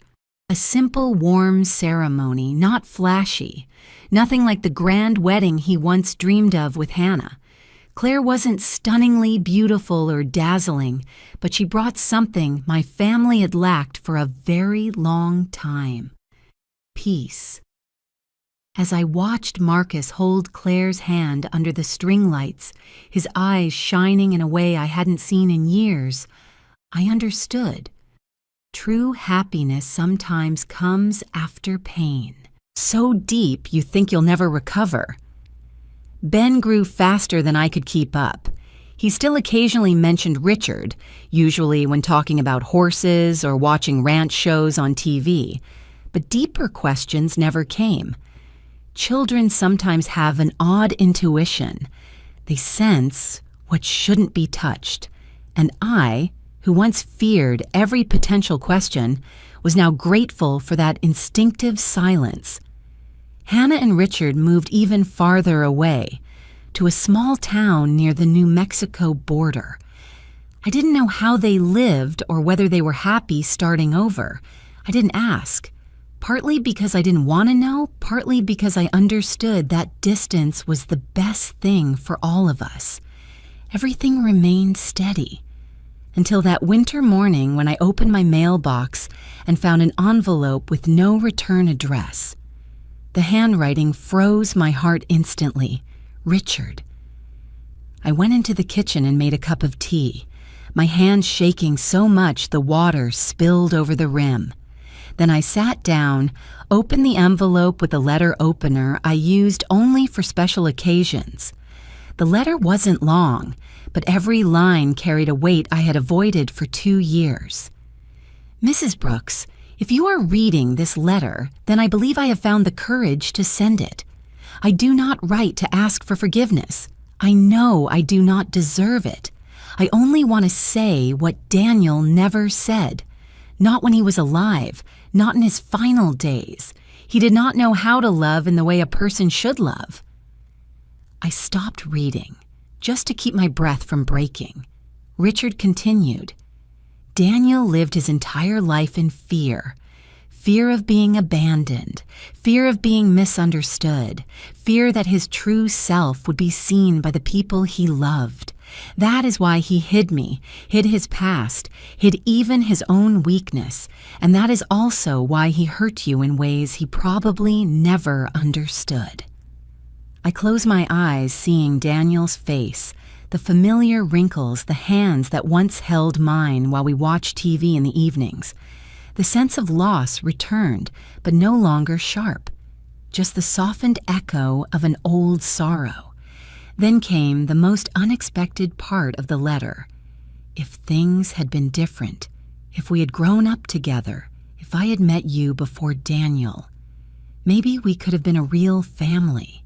You are strong, kind, and deserving of a love that is whole. I'm sorry for showing up at the wrong time. Sorry for carrying the face that hurts you so much. I set the letter down. I didn't cry. The past 2 years had taught me that tears don't heal. Only action does. I tore the letter into small pieces. I took them to the backyard where the fire pit still bore traces of the wreath from that day long ago. The scraps curled in the flames, shining for a few seconds before turning black. That was right. Not keeping it, not storing it, but letting it leave my life as ashes. As I watched the ashes rise, the sun began to set beyond the western horizon. The sunset cast a warm orange glow over the yard like a soft blanket wrapping around a heart that had weathered too many storms. And I realized, after everything, I had survived. Not survived Daniel's death, but survived the truth about him, a truth I could never speak aloud, not to Marcus, not to Ben, not to anyone. But sometimes, things we cannot say still leave our chest in another way. That night, I opened the old wooden box that held the journals I'd kept since I was young. I took out a blank one and placed my pen on the first page. "I am writing this story," I wrote, "not so the world will know, but so my heart can be lighter." And I began, line by line, paragraph by paragraph, chapter by chapter. The story I had carried for 2 years like a stone I couldn't set down. I wrote about Daniel, about Richard, about Hannah, about the things that would never be spoken aloud, and about the journey that carried me through the pain to stand here on this porch, at peace in my own way. When I finished the last sentence, I looked out the window. The sunset had faded, leaving a gentle blue-violet sky. I exhaled, long and soft. I wasn't afraid of the truth anymore. I just needed to learn to live with it. And if you're reading these lines, I want to ask you something. Where are you watching from? Have you ever carried a secret you could not say, just like I did? If you have, leave a comment below. No details needed, just a small sign that you're here, walking beside me through this story. Thank you for spending your time listening to my journey, from the painful fragments to this quiet moment of peace. If this story touched you, please like, subscribe, and stay for the next ones, where we, people who have been hurt, learn to walk again in the light. I am grateful for you, truly. I only receive one item. The lawyer said it while my 2 children were quietly laughing, and that laughter rang louder than my own heartbeat. On the table, in front of them, was ownership of my husband's corporation, worth more than $48 million. And in front of me, there was only an old phone, locked with a password. Before I could even ask anything, my eldest son shrugged. "Guess Dad left it for Mom as a keepsake." I stood up, my hands trembling as I picked up that ice-cold phone, and in that exact moment I decided I would not cry, I would not beg, and I would not explain myself. Because if this was the only thing he left me, then it had to contain something they didn't know. If you're still listening, tell me where you're watching from. Every comment you leave is another mark in this journey. And if this story has touched you, don't forget to hit like so it can reach even further. My name is Audrey White. That year, I was 67 years old, and the man who had just been divided up like a balance sheet, Richard White, had been my husband for more than 40 years. Richard was a name that made people stand up to shake hands at real estate gatherings across California. He built his empire from nothing, from empty lots along the highway to commercial projects stretching across the West Coast. People called him the man who never lost. And me? I was called his wife. I had been used to the world seeing me as an accessory for a very long time, but I never thought that even after he died, I would still be nothing more than a tiny footnote at the bottom of his will. The will reading took place at the offices of Whitman and Cole, on the 21st floor of a glass building in the middle of downtown. The conference room was large and cold, the fluorescent lights so white they made everyone's skin look paler than usual. I sat at the head of the table, my back straight, my hands folded neatly on my lap. I wore the simplest black dress I owned, no jewelry, no perfume. I didn't want to look like a widow waiting to be pitied. Evan and Lauren sat across from me. My eldest son, Evan White, leaned back in his chair, one leg crossed over the other, his phone placed neatly by his right hand. He looked exactly like Richard, from the bridge of his nose to that confident furrow in his brow. Lauren was different. She always knew how to present herself properly. Softly curled hair, an expensive black dress, her handbag placed carefully beside her chair. She didn't look at me. From the very beginning, her eyes stayed fixed on the folder in front of the lawyer. When the lawyer reached the asset distribution section, I heard each number drop onto the table like cold stones. 40% of the company shares to Evan, 35% along with ownership of the main estate to Lauren. The remaining portion divided among vacation properties, vintage cars, and investment portfolios. They nodded. They exchanged quick, subtle glances. But I noticed those were the looks of people who already knew the outcome and were simply waiting for the process to finish. I stayed still. I didn't interrupt. I didn't ask questions.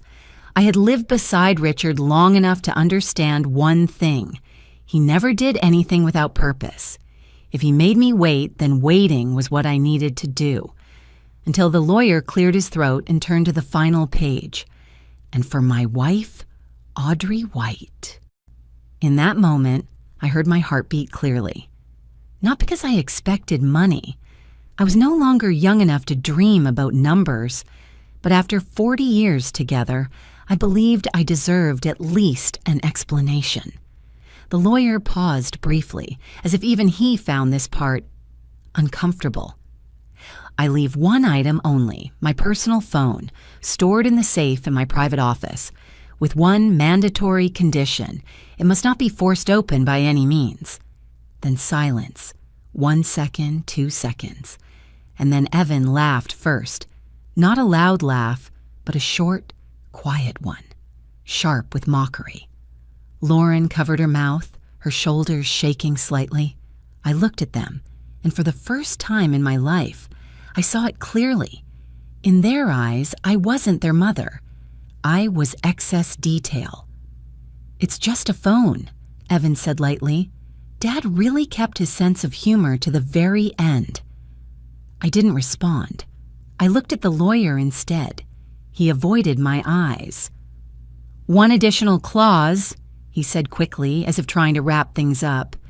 "Mrs. Audrey White is permitted to remain in the estate for a period of 30 days, starting today." 30 days. 40 years of marriage, exchanged for 30 days. I nodded. Not because I agreed, but because there was nothing left to ask in that room. When the lawyer handed me the safe key, his hand trembled slightly. The key was so small it fit neatly in my palm. I took it, stood up, and felt my children's stares burning into my back. No one asked, "Mom, are you okay?" No one stood up to walk me out. I left the conference room and walked down the long glass hallway. Outside, the city carried on as if a man named Richard White had not just been buried, and as if a woman named Audrey White had not just been erased from her former life. Richard's private office was on the 18th floor, at the far end of the hall. Everything looked exactly as it had on his last day alive. The walnut desk, the unfinished project sketches, the leather chair he always used, the familiar scent of black coffee mixed with old wood. The safe was hidden behind an abstract painting I had never liked. Richard used to call it a long-term investment. I took the painting down and inserted the key. Click. The sound was so small that without paying attention, you might think it was just metal brushing against metal. Inside the safe was exactly one item, the phone. Not a new model, not a sleek smartphone. It was an older one, the plastic edges slightly worn at the corners. I picked it up. Cold. Heavier than I expected. I pressed the power button. The screen lit up. The logo appeared. And then, our wedding photo. I was younger, thinner, my eyes brighter. Richard stood beside me, his hand resting lightly on my waist, smiling with the confidence of a man who believed the world already belonged to him. Then the lock screen appeared. 6 empty circles. Password required. I tried our wedding date, wrong. His birthday, wrong. Evan's birthday, wrong. Lauren's birthday, wrong. Each wrong attempt made the phone vibrate gently, like a polite but firm refusal. I sat down in Richard's chair. The leather creaked softly beneath my weight. I looked at the phone resting in my palm, and for the first time since he died, I didn't cry. Not because I was strong, but because something deep inside me had just woken up. Richard never made jokes, and he never abandoned anything he considered important. If he left me a locked phone, it wasn't a keepsake, it was a door. And whatever truth waited behind that door, I knew one thing for certain. This phone could not be meaningless. Richard's funeral had taken place 3 days before the will reading, but it wasn't until I walked out of the law office with that cold phone in my hand that I truly returned to that moment, as if my mind needed time to accept reality before allowing the memory to surface. The funeral home was in Pasadena, an elegant place with perfectly trimmed lawns and straight rows of cypress trees leading to the main hall. Everything there was designed to feel solemn, expensive, and emotionally distant. When I walked in that day, the heavy scent of white flowers hit me immediately, turning my stomach. Richard hated flowers. He used to say they were only beautiful for a moment before dying, just like relationships built on appearances. And yet that room was overflowing with flowers, large wreaths, elaborate arrangements, ribbons bearing the names of corporations, partners, and investment funds. All names I recognized, but never truly knew. Richard's coffin sat in the center. Dark wood, meticulously polished, expensive enough that I immediately knew Evan had chosen it. My son always believed anything connected to his father had to be worthy. I stood in front of the coffin for a long time, but I didn't step closer. I didn't have the strength to look at that motionless face again. The last image of Richard I carried was of him collapsed over his desk, surrounded by unfinished drawings and contracts, an image I only learned about later, through his secretary. The service began on time. People stood and sat according to the coordinator's cues. Evan and Lauren sat in the front row closest to the aisle. I was placed in the second row, alone. At first, I thought it was a mistake. I waited. I expected someone to come sit beside me, but no one did. Not a hand reached for mine, not a whispered word of concern.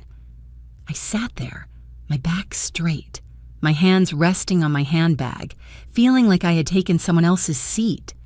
I turned to look at Evan. He had his head lowered, but not in prayer.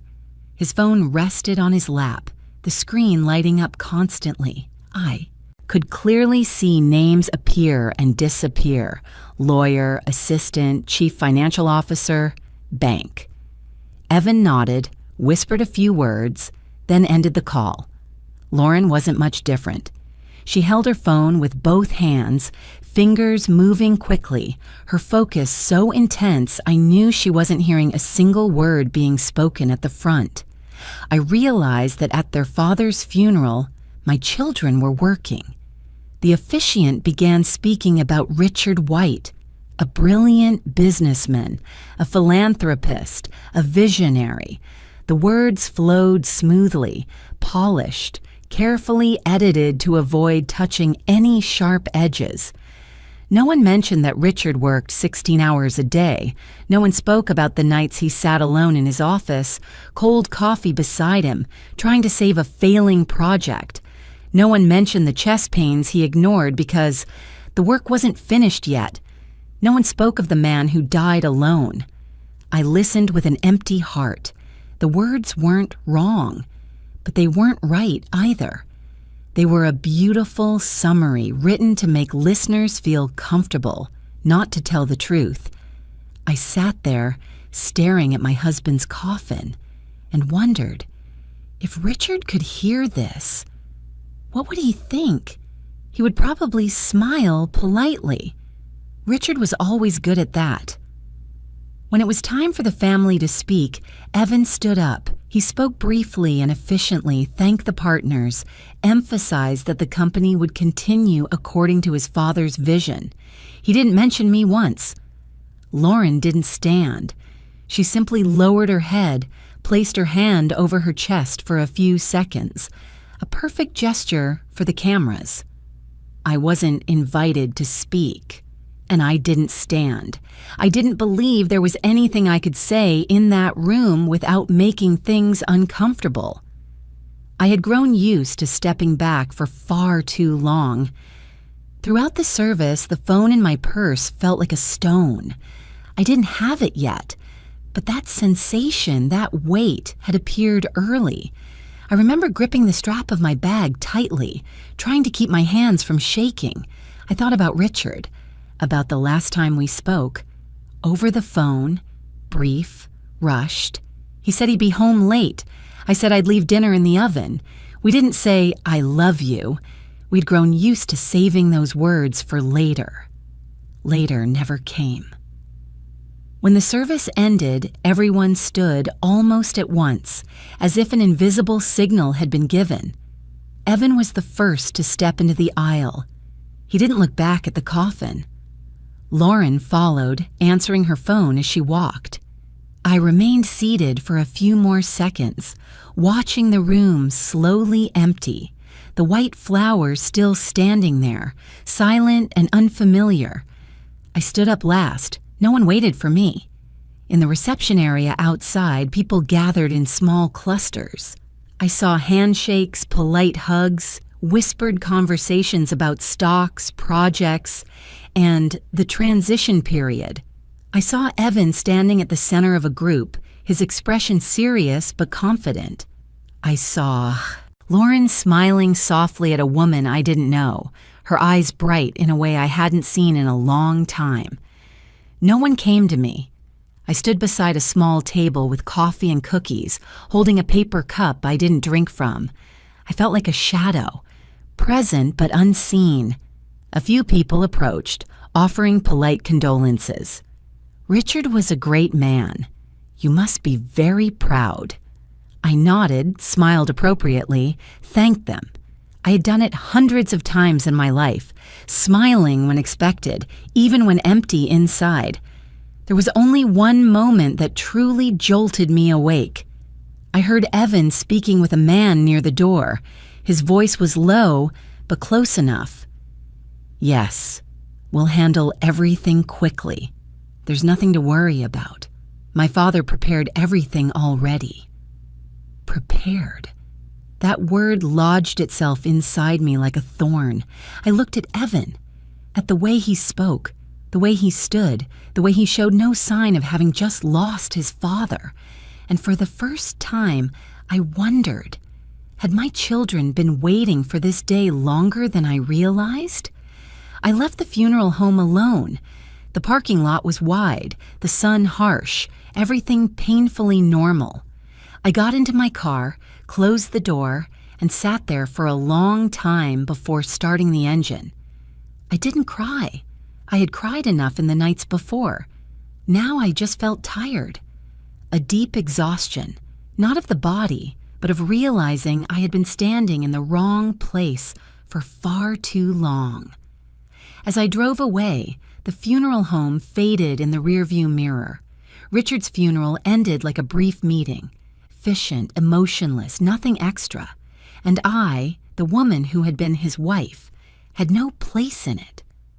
That evening, when I returned home, I opened my handbag and looked at the empty space where the phone should have been.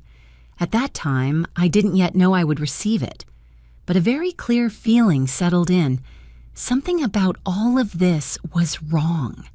Not because of money, not because of the will, but because everything had unfolded too smoothly, too prepared, as if it had all been rehearsed in advance. I sat in the living room, warm yellow light washing over familiar walls, and thought about Richard, about the things he never said, the things He hid. And I didn't know that just a few days later, an old phone would become the first piece of evidence proving that the funeral that day was not just a farewell. It was the beginning of the truth. I returned to the mansion that afternoon, after the will reading, when the sun had already begun to sink behind the tall rows of palm trees lining the road into the neighborhood. The house was still there, grand and familiar, just as it had been for more than 40 years. But from the moment I stepped through the iron gate, I felt something deeply different, as if this place no longer belonged to me, even though my name was still on a few documents that hadn't yet been changed. 2 days after the funeral, the lawyer sent an official email. The message was brief, precise, without a single unnecessary word. I was permitted to continue residing in the mansion for a maximum of 30 days, counted from the date of the will reading. After that period, the right to use and manage the property would be fully transferred to the primary heirs. 30 days. I read that number over and over, not because I didn't understand it, but because I couldn't believe an entire life could be compressed into it. 40 years of marriage, tens of thousands of dinners, sleepless nights because a child was sick, because Richard was under pressure at work, because projects were on the verge of collapse. All of it reduced to 30 days, enough time to pack up, enough time to disappear neatly. Lauren was the first to act. Just 3 days later, while I was still trying to keep my routine from completely falling apart, I saw an unfamiliar SUV parked in front of the house. A woman stepped out wearing neutral-colored clothing, a notebook in hand, her eyes quickly scanning the garden. Lauren walked beside her, heels clicking evenly on the stone path, her voice clear and decisive. "The living room walls need repainting. Mom likes this color, but it's too dark. The curtains should be replaced. The light doesn't feel upscale enough. This dining table can stay, but the chairs should be changed." I stood on the front steps, watching them move through the house like two strangers surveying a newly purchased property. No one greeted me. No one asked for my opinion. Lauren glanced at me briefly, offering a thin smile. "I just want everything ready for later, Mom," she said. "You won't be here that long anyway." The words were light, as if she were talking about a short vacation, not about me being erased from the house I had lived in for more than half my life. Evan was no less efficient. The next day, another group arrived. They carried cameras, measuring tools, clipboards. The man in charge introduced himself as an appraiser. Evan shook his hand and talked about interior value, antiques, and the collection Richard had carefully assembled over many years. I watched them open Richard's office door. I heard drawers being pulled open, pens scratching on paper. Evan stood there, pointing things out, explaining, as if the place had belonged to him all along, and I was just a guest who hadn't left yet. I moved from room to room, silently like a shadow. Rooms that had once been filled with memories were now called by different names: main living area, common space, potential layout. They were no longer the places where I read every morning, decorated for Christmas, or hosted the children's birthdays. I began hearing familiar phrases, repeated over and over, wrapped in the tone of concern. "Don't worry, Mom. We'll find you a suitable place. You don't need a house this big anymore.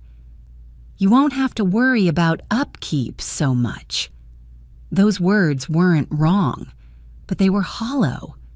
They sounded like things people say to soothe a child, not to speak to a woman who had lived her entire adult life in this house. No one asked what I wanted. No one asked if I was ready. That evening, after everyone had left, I locked the doors, went upstairs, and entered my bedroom, the room Richard and I had shared for decades. I sat on the edge of the bed, opened my handbag, and took out the phone. It fit neatly in my hand, silent, lifeless. A small object, yet carrying a strange weight. I pressed the power button again, even though I already knew the result. The screen lit up, the wedding photo, 6 empty circles. I took a deep breath, trying to keep my hand from shaking. I tried the familiar passwords again, not because I believed they would work, but because I needed to be certain I hadn't missed something obvious. The day we bought this house, the day Richard signed his first major contract, the address of the small place we lived when we were newly married. Wrong, wrong, wrong. Each incorrect attempt made the phone vibrate softly, then display a message telling me I had to wait a few minutes before trying again. I stared at the screen, feeling as if someone were watching me, judging, measuring, controlling every move. Richard liked control. Not in a tyrannical way, but in the way of someone who believed that if he didn't keep a tight grip on the wheel, everything would crash. I had grown used to it. I had lived in his orbit for so long that I hadn't realized how much of myself had slowly disappeared. But this was different. He was dead. And yet I was still being controlled. I set the phone down on the nightstand, stood up, and walked into the dressing room. Dresses, suits, coats, all hanging neatly in place, but I knew their days in this room were numbered. I opened a drawer and took out a small wooden box. Inside were a few personal items: the ring I wore when we were first married, some old photographs, and a handwritten letter Richard had written to me many years ago after a fight when he didn't know how to apologize. I picked up the letter and reread it, and for the first time since he died, I felt a slow, simmering anger. Not anger over the will, but anger over the silence. Richard had known what the children would do. He was far too intelligent not to see the change in them, and yet he said nothing to me. He let me walk into this situation, pushed aside, treated like a stranger, without a single warning. Or had he spoken, and I simply hadn't listened? The days that followed passed in a haze. Every morning I woke up, went down to the kitchen and made coffee as usual, but the kitchen no longer felt like mine. Lauren had said she would review the design so I didn't dare move anything. Evan had taped notes to several items, marking them keep, sell, appraise. I lived in my own house like a tenant without a lease. Every night I tried unlocking the phone again. I tried new numbers, unfamiliar, combinations. I tried things connected to Richard that only I knew, small, private details that never appeared in files or calendars. Still wrong. The waiting time kept increasing. 5 minutes, 10 minutes, 30 minutes. I began to notice the pattern, and a chill ran down my spine. This was not an ordinary phone. It had been designed to stop me, or anyone, from accessing it too quickly, like a test of patience, or like a door that only opens when the person standing in front of it is truly ready.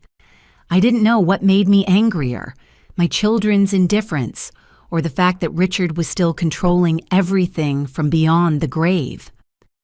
One afternoon, Lauren walked into the living room while I was reading. She stood there with her arms crossed, her voice awkwardly gentle. "Mom," she said, "Evan and I are looking at a few apartments. There's one that's pretty nice, not too far from here. You'd like it." I looked up at my daughter, at the grown, beautiful, but unfamiliar face. I suddenly realized she wasn't asking whether I wanted to go see it. She was informing me. "We just want you to be comfortable," Lauren added. "You don't really need many things anymore." I nodded. Not because I agreed, but because I didn't want to argue. I was tired of explaining who I was in this house. After Lauren left, I sat alone in the room that had once been the center of our family. I looked around at every object, Every wall, every small scratch in the wooden floor whose origin only I knew. And for the first time, a clear, sharp thought formed in my mind. Something was wrong. Not just the children's greed, not just the will, but the entire picture. Too smooth, too perfectly arranged, as if I were just a small variable that needed to be removed for everything to function as planned. I went back to the bedroom and picked up the phone again. It was still silent. But this time, I no longer looked at it with desperation. I looked at it with suspicion, and with a slow, deep anger that was beginning to take shape inside me. In the days that followed, the phone began to reveal its true nature. Not just a locked object, but a system designed to push its holder to the very edge. At first, I thought I simply needed a little more patience. But then I realized the rule. Each time I entered the wrong password, the waiting period increased in a calculated way. Not random, not a technical error. 5 minutes, 10 minutes, 30 minutes, then 1 hour. The screen displayed the same cold message every time, without any change in tone. Please try again later. I watched the countdown numbers, feeling as if I were standing before a sealed steel door, with someone silently observing on the other side, recording every reaction. I had never believed in psychological games. Richard was the one who liked those. Multi-layered plans, experiments about people and endurance. I had thought he applied them to partners, to markets, not to me. But now, after he was gone, I understood. Perhaps I had always been part of those tests as well. One morning, after the waiting time had increased to 2 hours because of a single wrong attempt, I set the phone down on the table and realized my hands were shaking. Not from fear, but from anger. The feeling of being controlled, the thing I had accepted for so many years in my marriage, suddenly became unbearable. I decided I had to look for clues, not on the phone, but in the one place Richard always believed no one would truly touch, his private office in the house. The study was at the end of the second-floor hallway where afternoon light always slanted through a large window. It had once been sacred space to Richard. The children rarely entered unless invited. As for me, I had stepped into it hundreds of times, bringing coffee, carrying files, reminding him to eat dinner, but I had never truly been there. I stood in front of the heavy wooden door, placed my hand on the handle, and hesitated for a second. Something in me still treated this as his territory, even though he was gone. Inside, everything was unchanged. The large desk, stacks of files arranged in an order only Richard understood, bookshelves reaching the ceiling. The smell of old paper, leather from the chair, dried coffee lingering in the air. I moved slowly, afraid of disturbing something fragile. I opened each drawer. First drawer, pens, notebooks, business cards. Second drawer, contracts, financial reports. Third drawer, empty, except for an old metal ruler, something I remembered him using when he was young, before everything became digital. Nothing hinted at a password. I pulled out the chair and sat down. It felt strange sitting in the seat Richard had occupied for decades. It was taller, firmer than the chair I was used to. I placed my hand on the desk, touching the small scratches, marks of time, of nights when he pressed his pen down hard in frustration. Memories flooded in without warning. I saw myself more than 30 years ago, young Audrey, standing at a drafting table, pencil in hand, eyes lighting up as ideas formed. I had been an architect, not famous, but good enough to have my own projects, good enough to be respected. I designed small houses, living spaces with natural light, reading corners, places where children could run and play. Then Richard entered my life with bigger maps, bigger numbers, bigger dreams. Dreams he said were ours. "Just put your work on hold for a while," he'd said. "I need you here. The family needs you." That while lasted more than 40 years. I placed a hand over my chest and took a deep breath, not to accuse, but to admit the truth. I had stepped back willingly. I had let my career fade away, trading it for stability for the family, for Richard, for the children. And I had believed, naively, that it would be acknowledged. I stood up and opened the filing cabinet behind the desk. The heavy drawers slid out slowly. I flipped through folders and binders, searching for a sign, a note, a familiar number, anything that could connect to the phone. Nothing. Disappointment rose, but with it came a clearer realization. Richard never left clues in obvious places. He never did. If the password existed, it wasn't on paper. It was in memory, in emotion, in things only one person could reach.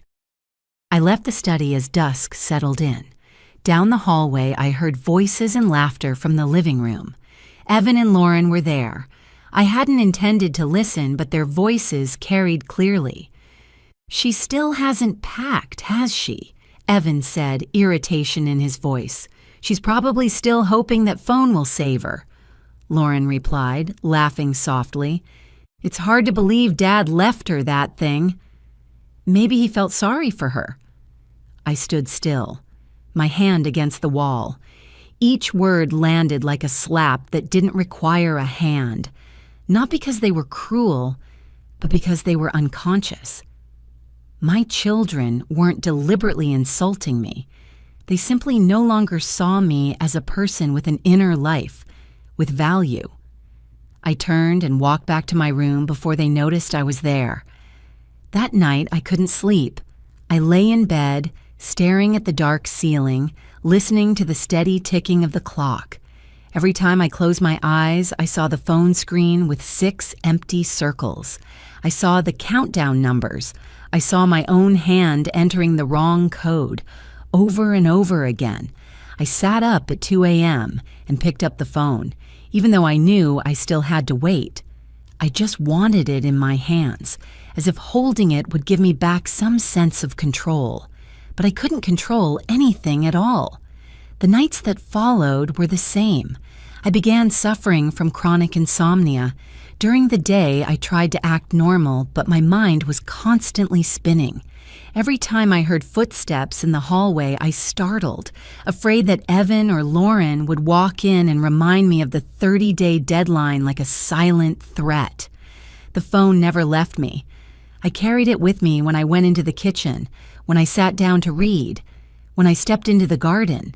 It became part of my body, an invisible weight pressing on my chest, on my thoughts. At times, I wondered if I was imagining too much. Maybe Richard had simply left behind a phone, nothing more. Maybe I was assigning meaning to it because I needed something to cling to. But then I remembered Evan's eyes in the conference room. I remembered the words at the funeral. I remembered how everything had been arranged so neatly, so quickly. No, this wasn't random. Richard was not the kind of man who left things to chance. One night, close to dawn, when I woke again from restless sleep, I sat up, picked up the phone, and looked at it for a long time. I didn't enter a password. I didn't touch the screen. I just looked. And for the first time, I didn't feel despair. I saw a game, a psychological game Richard had started, and whether I wanted to or not, I had been pulled into it. He wanted a reaction. He wanted confusion. He wanted anger.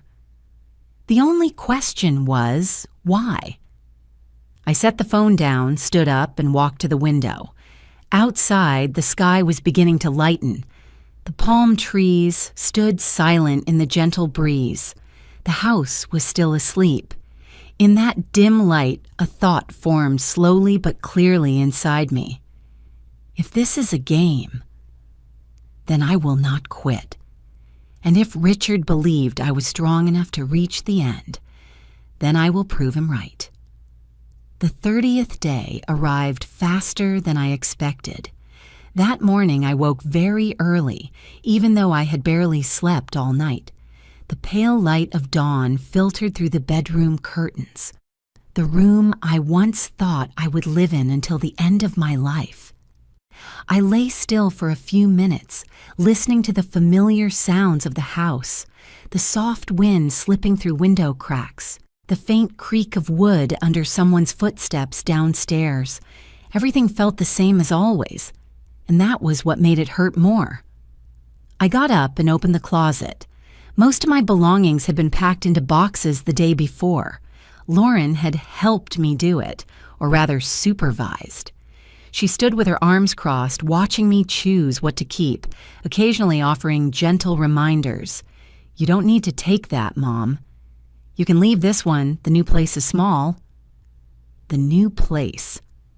A phrase that felt hollow. I took only what was truly necessary.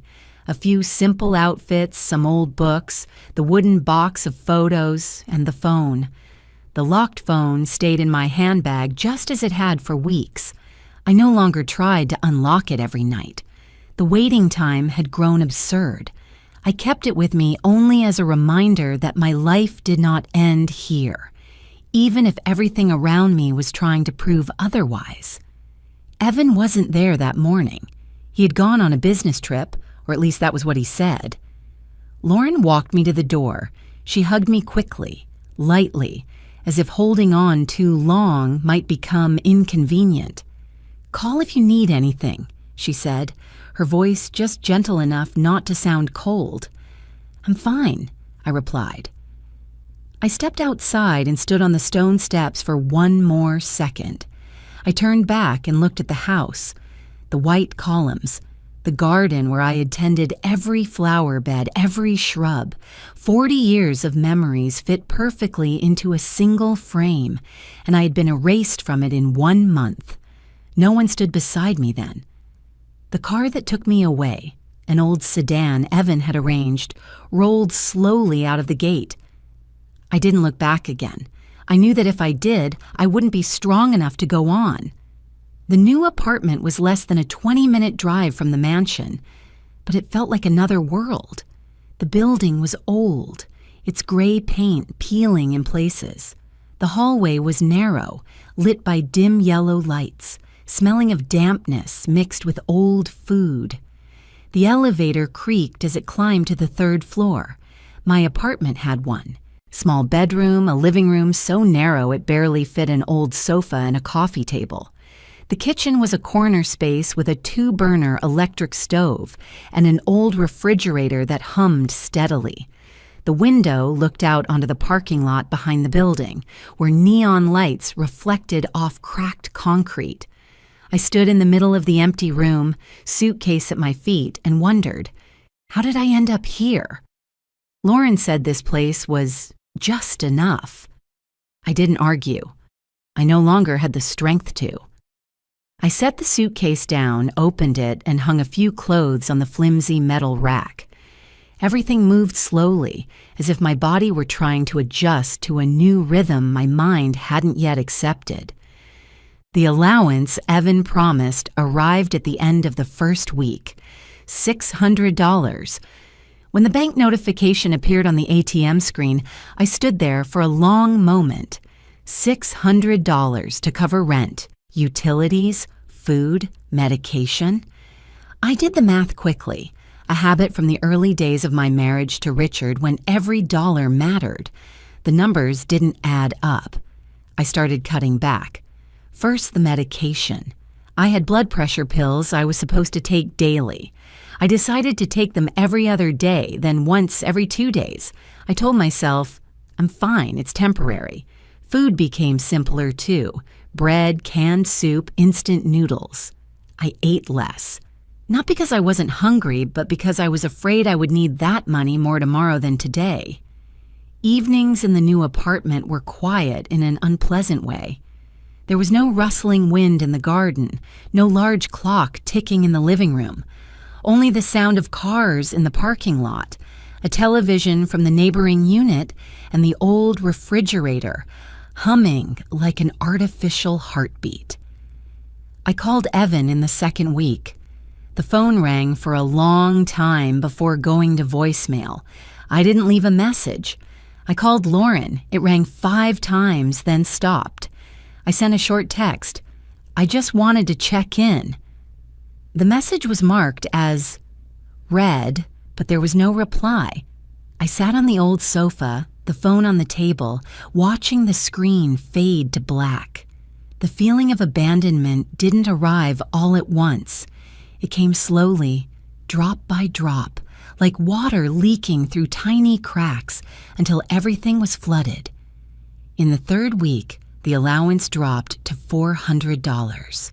No explanation, just a new number appearing in my account. I stood at the ATM, receipt in hand, feeling a wave of lightheadedness. I leaned against the wall, took a deep breath, and waited for it to pass. The landlord, a middle-aged man with a protruding belly and a dry voice, began knocking more often. The first time, he reminded me politely.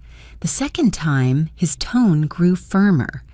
By the 3rd time, he stood in front of the door with his hands on his hips. "You're late on the rent," he said.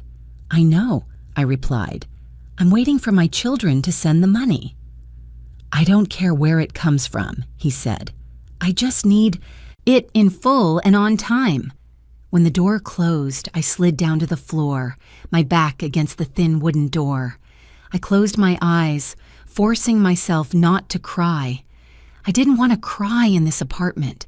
I didn't want this place to witness my collapse. The nights that followed, I slept very little.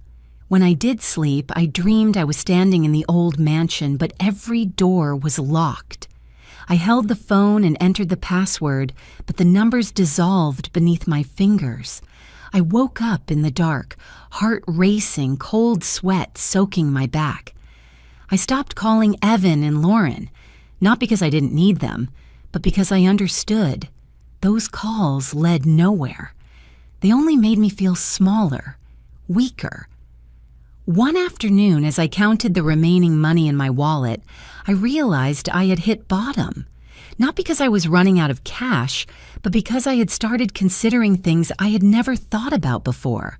Selling my wedding ring, selling sentimental items, even looking for work at my age. I looked at myself in the bathroom mirror. My face was thinner, my skin duller, my eyes tired. I didn't recognize the woman staring back. That woman was no longer Richard White's wife, no longer the lady of a grand mansion. She was just a tenant trying to survive. That evening, as I sat on the floor with my back against the sofa, the phone in my handbag brushed against my hand. I took it out and placed it on my palm. It was still cold, still silent, still locked. I let out a quiet laugh, a dry laugh, neither happy nor sad. "If this is the lowest point," I whispered, unsure who I was speaking to, "then I'm already here." And in that moment, I understood. There was nothing left to lose. I was in free fall. But sometimes it's only when you hit bottom that you begin to realize you still have the ability to rise. 30 days. That number appeared on the phone screen on a drizzly evening when I entered the wrong password one more time, for the last time. There was no gentle vibration, no familiar countdown notification, just a short, cold, absolute line of text. Device locked for 30 days. I stared at those words for a long time, long enough for the rain outside the window to change rhythm, from light tapping to a steady pour. 30 days, exactly the same amount of time I had once been granted in the mansion. I let out a brief, hollow laugh, then went silent. Not because it was funny, but because I realized I had been cornered into a very narrow space, where there was no room left for vague hope. I set the phone down on the table and turned it face down, as if doing so might lessen its presence. But it was still there, in the room, in my head, in every breath I took. The days that followed passed slowly, sticking together like wet pages. I no longer tried to unlock it. I no longer counted the hours. I knew that no matter what I did, the phone would not respond. And that feeling of absolute rejection, not from a person, but from an inanimate object, exhausted me in a different way. The money in my account dwindled faster than I had expected. I began looking around my small apartment with new eyes, the eyes of someone considering selling off pieces of her life. The first item I placed on the table was a wedding ring. Not the one I had worn for decades. I didn't have the courage for that, but an older, thinner ring I had worn when I was young. I took it to a second-hand shop near the bus station. The man behind the counter examined it with a magnifying glass, turned it over a few times, then named a price. I nodded. I didn't bargain. Next came a few pieces of jewelry, then an old watch, then some rare books I had kept because I thought, I'll reread these someday. Each time I left the shop, it felt as though I had cut away a very small piece of myself. Not enough to cause sharp pain, but enough to leave emptiness. I didn't tell my children. I didn't call. I didn't text. Not because I didn't want them to know, but because I wanted to see whether in the silence they would notice my absence. They didn't. By the fourth week, I had no choice but to call Evan, not to complain, just to ask about the overdue rent. The phone rang longer than ever before. Then voicemail answered, polite and distant. I left a short, neutral message without blame. There was no response. I called Lauren. This time she picked up. Her voice sounded busy. "What is it, Mom?" "I just wanted to ask about this month's money." "Oh, that," Lauren interrupted, her tone softening slightly. "I think you should start figuring things out on your own. We can't support you forever." I held the phone, saying nothing. "I understand," I said at last. "Okay," Lauren replied quickly. "I'm in a meeting." The call ended. I sat still, watching the screen fade to black. There was no burst of anger, no tears, just a cold confirmation. They had fully withdrawn their hands from me. My birthday fell in the middle of that time.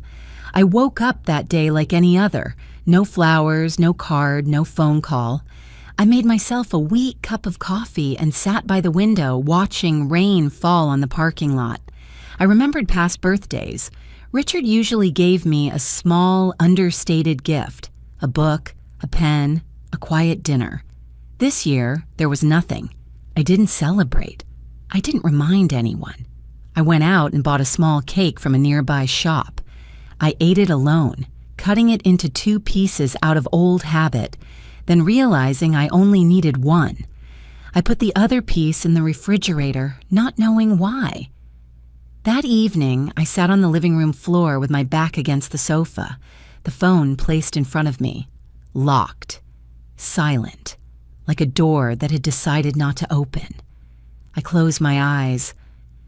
"Are you satisfied now?" I whispered, unsure who I was talking to. If this is a lesson, then I've learned enough. I didn't believe Richard could hear me, but I kept speaking, because there was no one else. "I did everything right, Richard. I stayed. I sacrificed. I trusted you. And now I'm here, alone, without a home, without money, without children." My throat tightened. I took a deep breath, trying to keep my voice from breaking. "If that phone is what you left for me, then why did you lock it like this?" There was no answer, only the sound of rain outside the window.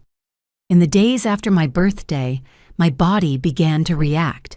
Sudden dizziness, mornings when I had to sit for a long time before standing up. I knew I couldn't keep cutting my medication like this, but I also didn't know where the money would come from. The landlord came back, this time without knocking.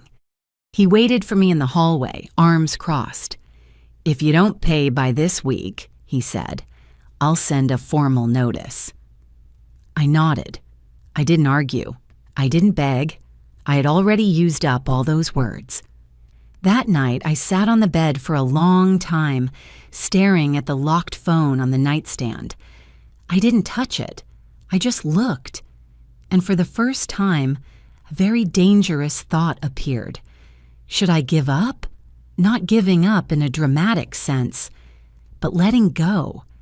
Accepting that some doors are not meant for me.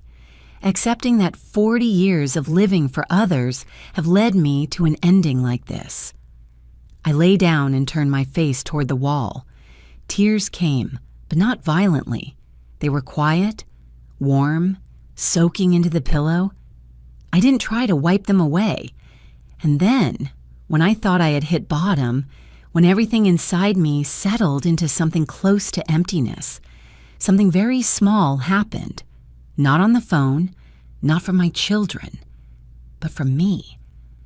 I suddenly realized that over these past weeks, I had been fighting, not to unlock the phone, but to prove that I deserved to unlock it.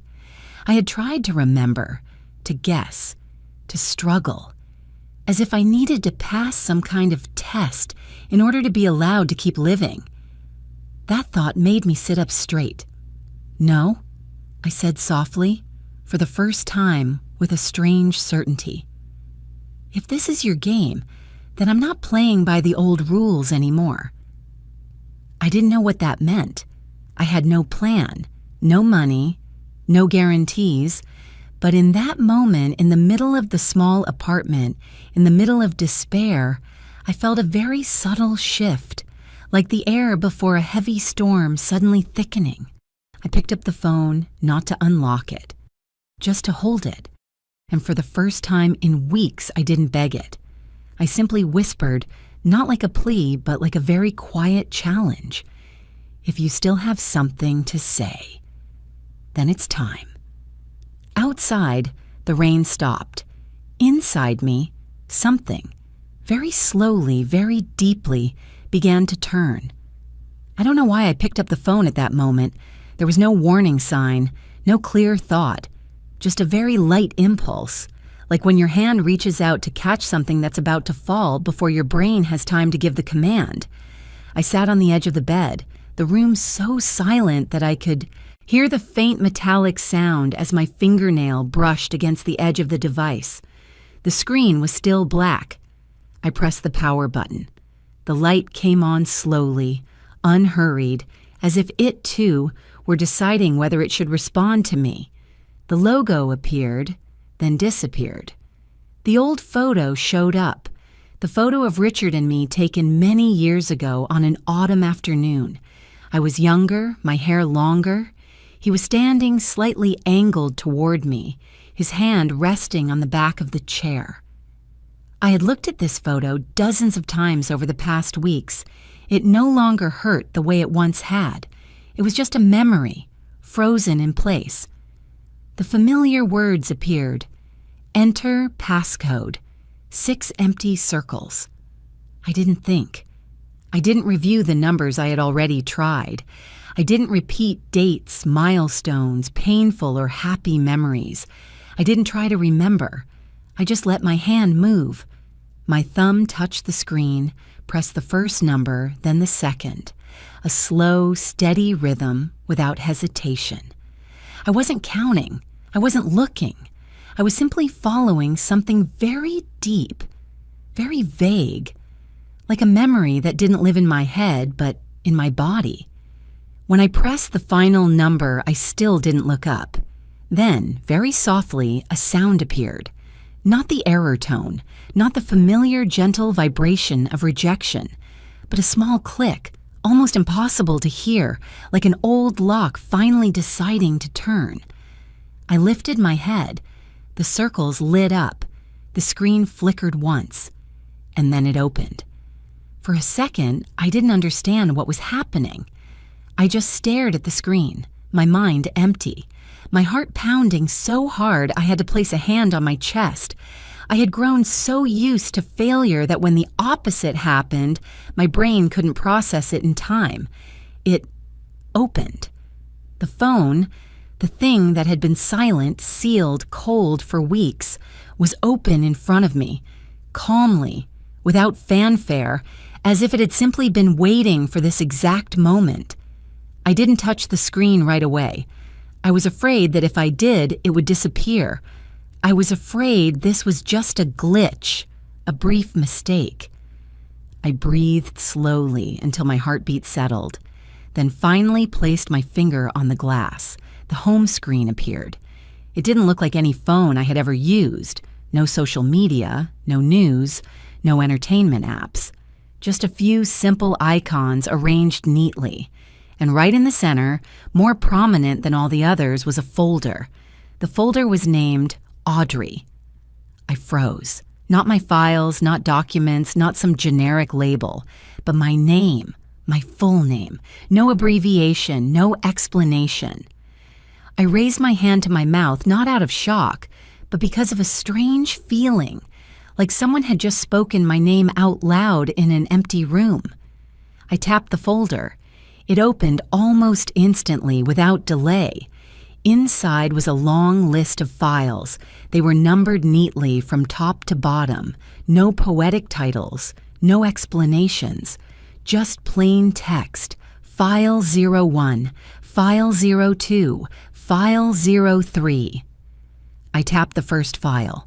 The screen turned white. A document appeared, clear and sharp. I read the first line and felt the air in the room thicken. Property Ownership Certificate. Owner's name, Audrey White. I blinked, read it again, and again. It wasn't a mistake. It wasn't a similar name. It was me. The property address was in San Diego, a 4-story commercial building in the downtown area. Estimated value, more than $3 million.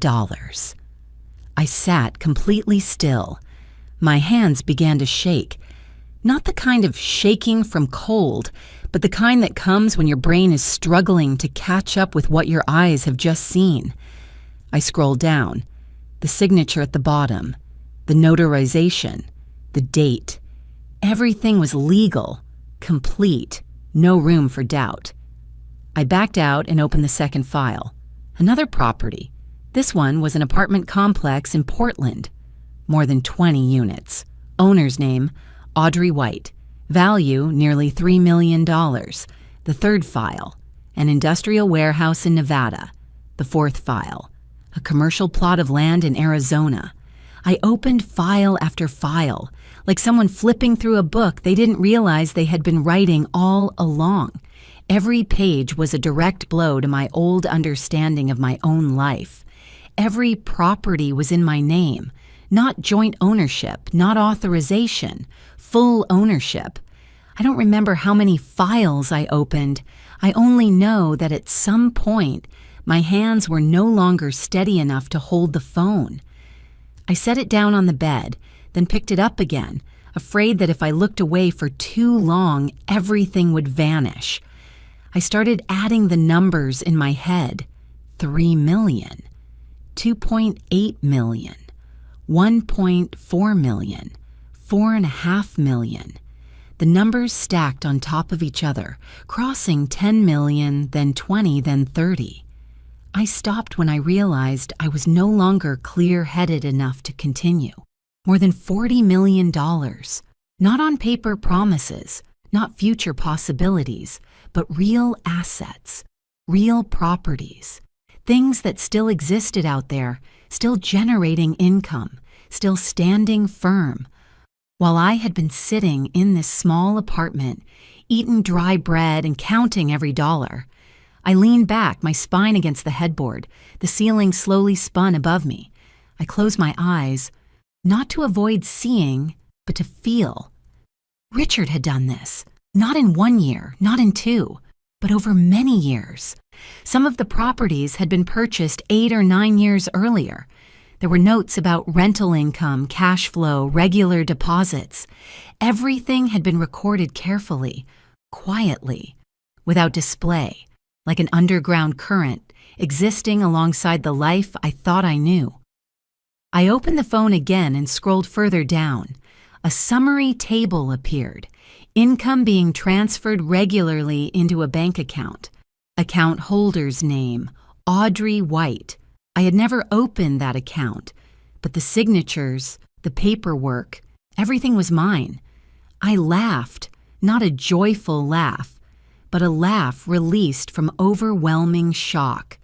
I pressed a hand to my forehead, feeling a dull ache behind my eyes. I took a deep breath, trying to stay conscious. I whispered, my voice rough. What did you do, Richard? The pieces began to fall into place, slowly but firmly. His coldness in the final years, the way he avoided questions when I asked about finances, how he always said, "You don't need to worry." I had thought it was control, patriarchy, the habit of a man who didn't want to share power. I was wrong, or at least I had only seen half the truth. Richard had been preparing for a long time, not for the children, but for me. Not in the way I expected, not with words or a clear will, but with a silent plan, patient, cruel enough to force me to hit bottom before I could stand up. I didn't know whether to be angry with him or grateful to him, probably both. I picked up the phone again, this time my hands no longer shaking as before. I swiped the screen and looked again at the folder bearing my name. It wasn't a gift, it was a return of something I had lost long ago, the right to have my name on my own life. Outside the window, the parking lot was still wet from the earlier rain. The neon lights still reflected on cracked concrete. Nothing outside had changed, but inside me, something had shifted. I was no longer the woman who had been pushed out of her home, living on a trickle of allowance, begging for unanswered calls. I was still in this apartment, still wearing old clothes, still unable to afford a proper meal, but I knew, and knowing alone was enough for the world to begin turning in a different direction. I sat for a long time in front of the open screen, pale blue light reflecting off the low ceiling of the apartment. The numbers, the text, the documents were still there, but I didn't open any more files. I knew I wasn't ready yet. The dizziness hadn't fully passed, as if I had just stepped out of a dark room and my eyes hadn't adjusted to the light. In the lower corner of the screen, there was an icon I hadn't touched yet. A small, simple icon, not as prominent as the folder with my name, a voice recording app. I knew what it was even before opening it. My finger hovered in the air. I realized I was hesitating in a way that felt very familiar. Just like the times I stood outside Richard's office, hand on the doorknob but not turning it, afraid of what waited on the other side. I took a deep breath, then touched the screen. The list was short, only one recording. The file name wasn't elaborate. No date, no note, just a simple line, like his voice when he no longer wanted to explain things to anyone. For Audrey. I closed my eyes for a second. When I opened them, my finger was already resting on the play button. There was a brief moment of silence, then a soft breath, a faint rustling sound like someone adjusting a chair, and then his voice came through. Not the voice he used in meetings, not the hard, steady tone he used with partners, but Richard's voice when it was just the two of us, when he was tired, when he didn't need to pretend to be strong. Audrey. Just hearing my name once like that made me bite my lip to keep from crying. I hadn't heard him say my name that way in a very long time. If you're listening to this, he continued slowly, then it means I'm no longer there to say this to you in person. I set the phone down on the bed, but kept my hand on it, as if afraid the voice would disappear if I let go. I imagine you're very angry right now, he said. Maybe you think I'm cruel. Maybe you think I betrayed you in some way." He paused, his breathing heavier. "You have every right to think that." I let out a silent laugh, a faint, bitter curve of the lips. Angry?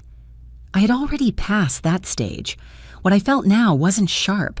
It was deep and heavy, like a stone pressing against my chest. "I'm sorry," Richard said without detouring this time. "I'm sorry I let you suffer. I'm sorry I didn't tell you beforehand.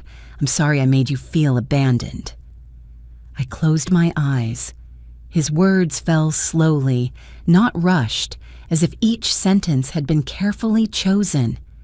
"I know these past months would be hell for you," he said. "I know the children would treat you coldly. I know you would have to leave the house you considered your life. I know you would begin to doubt yourself." I opened my eyes and stared at the ceiling. He knew. He had known, and he let it happen anyway. "I didn't do this to punish you," his voice lowered. "I did this because I believed that without that fall, you would never truly see." I shook my head slightly, as if he could see me. See what clearly? I had already seen more than enough. "I've watched our children for many years," Richard continued. "I kept convincing myself they just needed time, that they would mature, that they would learn gratitude." He let out a very soft laugh, short and tired. "I was wrong, and that was my greatest mistake." His voice dropped even lower, carrying an admission I had never heard from him when he was alive. "I taught them how to make money," he said, "but I never taught them how to value people, especially you." I felt my throat tighten.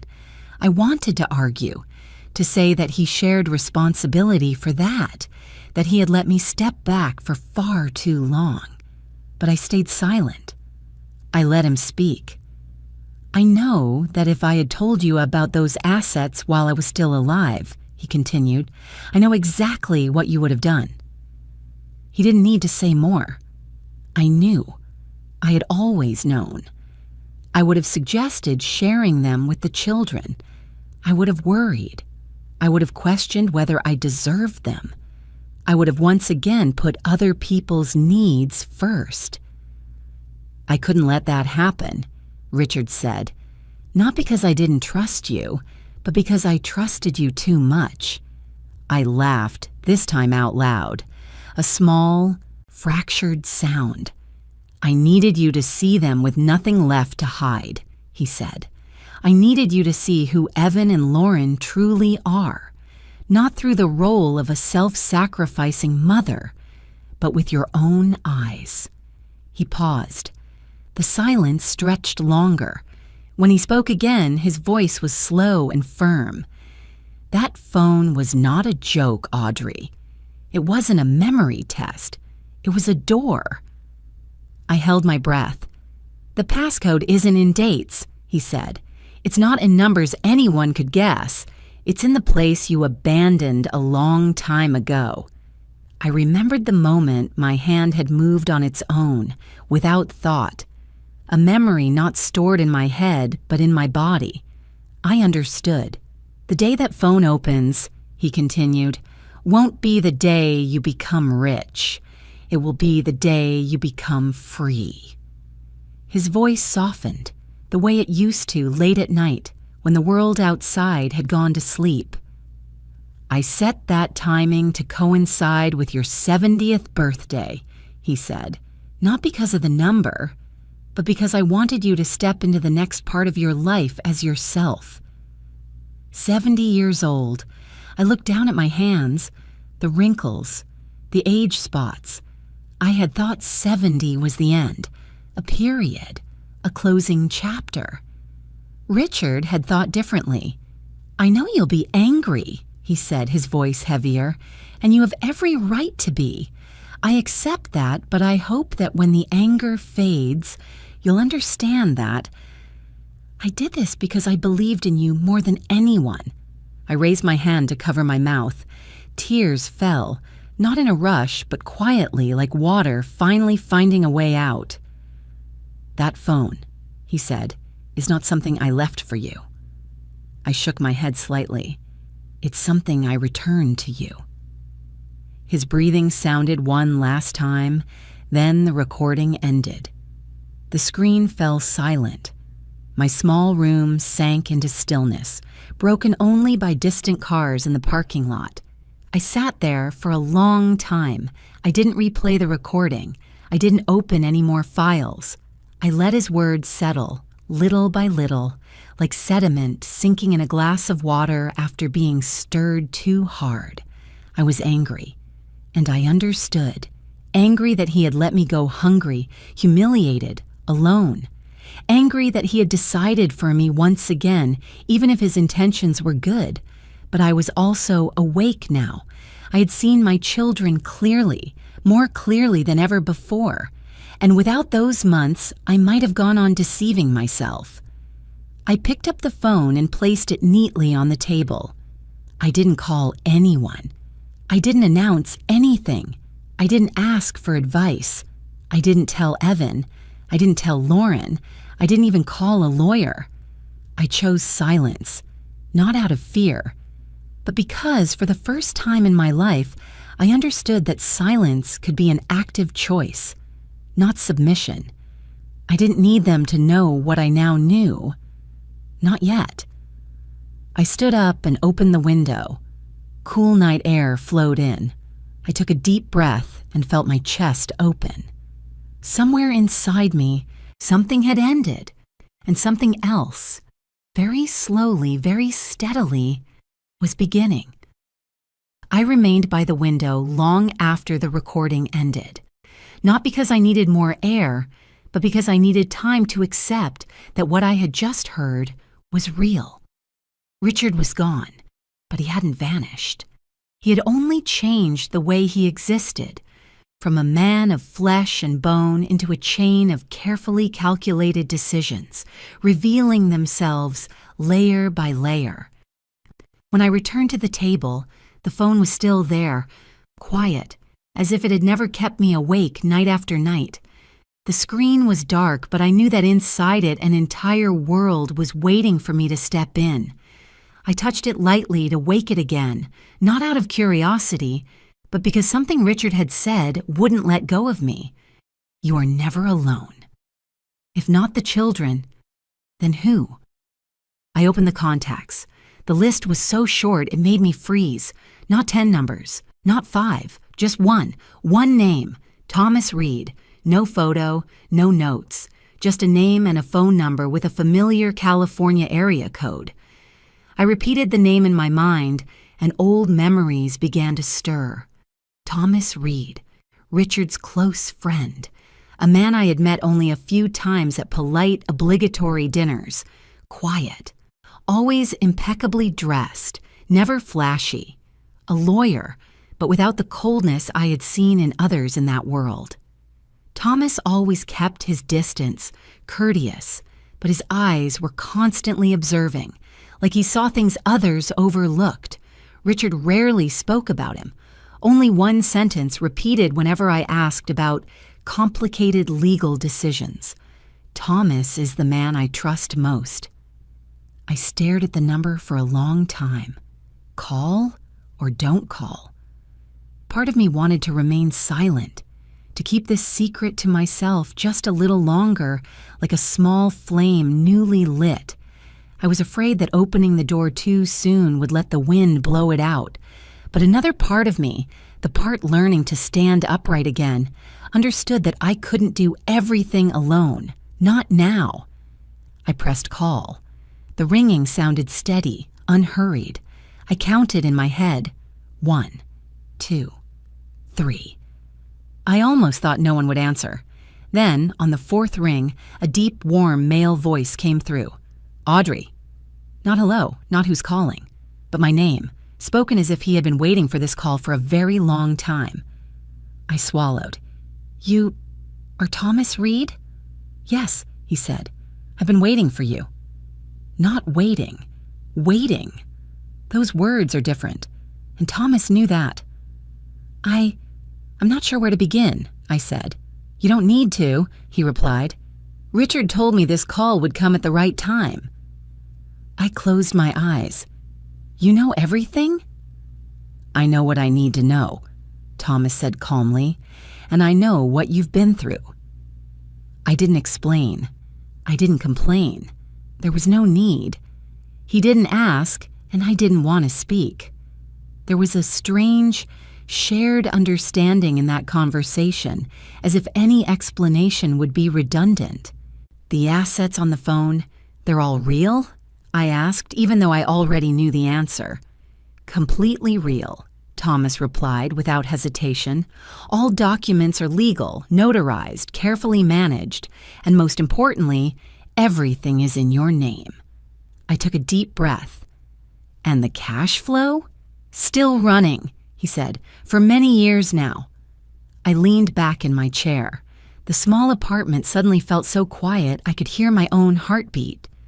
How much? I asked, my voice softer. Thomas paused briefly, as if choosing his words carefully so I wouldn't be overwhelmed. In addition to the property value, he said slowly, you currently have a little over $6 million in cash across linked accounts. That amount comes from rental income, conservative investments, and reinvested profits over many years. I said nothing. Not because I didn't believe him, but because my body needed a few seconds to understand that I was no longer living day to day in survival mode. Richard was very careful, Thomas continued. He didn't allow anyone, not even the children, to access this information. Why did he trust you so much? I asked. Thomas gave a very small smile, not a happy one. Because I was the only person who ever told him that. If he didn't change, he would lose you. That sentence stunned me. Richard wasn't someone who took advice easily, Thomas went on, but he listened to me on that point, even if it was late. I looked around my apartment, the place where the landlord had knocked so many times demanding rent. I'm about to be evicted, I said, allowing my voice to weaken for the first time in the call. I know, Thomas said, and that won't happen. I held my breath. Right after you hang up, he continued, I'll transfer enough to cover all outstanding rent, plus the next 3 months.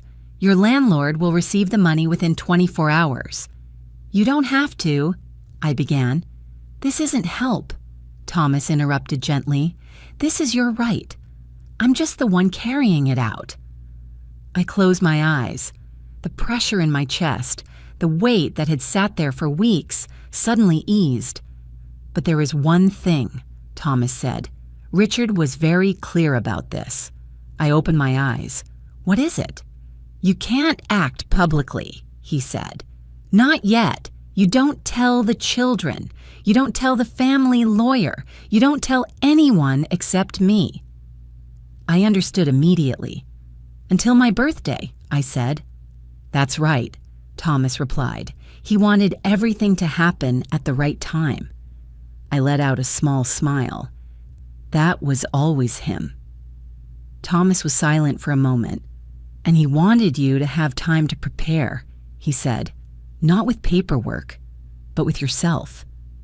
After the call ended, I sat still for a long time, not because I was overwhelmed, but because I was feeling a very slow, very deep shift, not explosive joy, but steadiness returning, something I had lost far longer ago than I realized.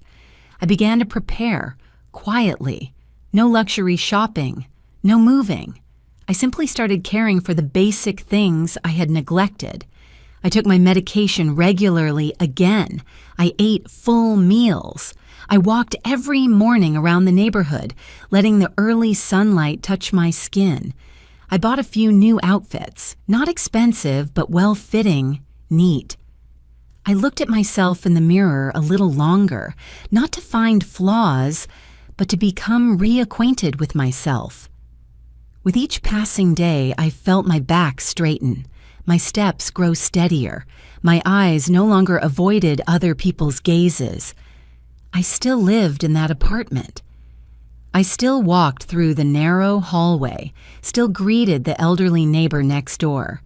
No one knew what had changed, and I liked it that way. The secret was no longer a burden. It became a support. And for the first time in many years, I was no longer waiting for anyone to define my worth. I was preparing, not for revenge, not for display, but to step into the next part of my life as myself, Audrey White, the keeper of the secret. Big changes sometimes don't arrive with explosions, but with quiet tremors spreading beneath surfaces that seem solid. I realized that one ordinary morning while making coffee in the small kitchen, the phone vibrated on the table. Not a message from Thomas, not a bank notification, but an incoming call from Evan's number. I stared at the screen for a long time. When was the last time Evan had called me? I searched my memory and realized I could no longer remember clearly. During the months I struggled, the calls had always been from me and rarely answered. And now, my eldest son's name appeared, like a wrong note in a familiar melody. I didn't answer right away. I let the phone ring for a few more beats, not out of spite, but to listen to myself. I wanted to know what I was feeling, not anger, not anticipation, just clarity. When I finally picked up, Evan's voice came through almost immediately, fast and urgent. "Mom, are you okay?" A very simple question, but the way he asked it wasn't simple at all. His voice no longer carried its usual sharpness, no longer rushed toward an ending. There was a clear tension in it, as if he were trying to stay calm while something inside him was already cracking. "I'm fine," I said briefly. There was a pause. Evan cleared his throat. "Mom, where are you right now?" "At home," I said. I didn't say apartment. I didn't say rental. I just said home. And I knew Evan would interpret that however he wanted. "Oh, that's good," Evan said quickly. I wanted to check on you." I didn't reply. I let the silence do its work. I had learned that sometimes silence makes people reveal more than any question ever could. "Mom," Evan continued, lowering his voice, "the company has been having some trouble lately." I watched, the steam rise from my coffee cup and dissolve into the air. "Is that so?" I asked evenly. "Yeah," Evan exhaled. "Some older projects. Ran into issues. A few loans came due that we didn't expect." I didn't sound surprised. Not because I already knew, though I did, but because I understood this wasn't the moment to react. "Lauren's been really stressed too," Evan added, as if layering weight onto the story. "She hasn't slept much these past few nights." "Is that right?" I said. Evan went quiet again. I imagined him standing in Richard's old, spacious office, phone in hand, staring at some blank patch of wall where awards and framed photos used to hang with pride.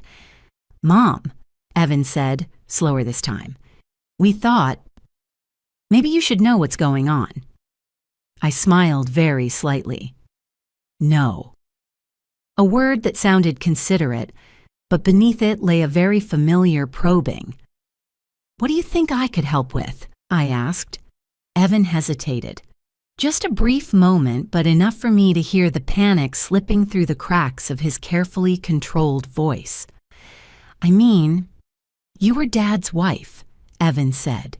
"Maybe there are things Dad left behind that we don't fully understand." I set my coffee down. "The will was read," I said. "You remember that, don't you?" "I do," Evan replied quickly. "But the lawyer said there are still some complex clauses, financial structures. Dad was always very discreet." I didn't answer right away. In my mind, Richard's voice echoed from the recording. I needed you to see them with nothing left to hide, and here it was. Did you call to check on me? I asked calmly, or to ask about money? Evan inhaled sharply. Mom, it's okay, I interrupted, still composed. I just want to know what we're talking about. On the other end of the line, Evan said nothing for a few seconds. Then his voice changed completely. No more circling. The company is in danger, Evan said. The debt is bigger than we thought. If we don't fix this in time, we could lose everything. I closed my eyes briefly, not out of heartbreak, but because I could now see with absolute clarity the picture Richard had drawn long before. And you think I have the answers, I said. I think you might have information, Evan replied. Dad trusted you. A very good line, and a very late one. The call ended shortly after. Evan didn't ask outright. He kept a polite distance, as if he didn't dare cross the final line yet. But I knew. The door had opened. No one had pushed it fully, but it was no longer closed. That afternoon, Lauren called. Unlike Evan, her voice was softer, almost pleading. Mom, she said, stretching the word the way she used to. How have you been? Are you eating properly? I leaned back in my chair. Pretended concern. Richard had been right. When money becomes a problem, concern returns very quickly. I'm fine, I said. Thank you. I know. We haven't been around much, Lauren said, her voice trembling slightly. But everything happened so fast. We were under a lot of pressure, too. Pressure because of money, I said, not as an accusation, but as a statement. Lauren fell silent. Then she sighed. Mom, the company is in really bad shape. I didn't respond. Do you remember Dad ever mentioning private investment funds? Lauren asked, or accounts he didn't put under the corporation? I looked out the window.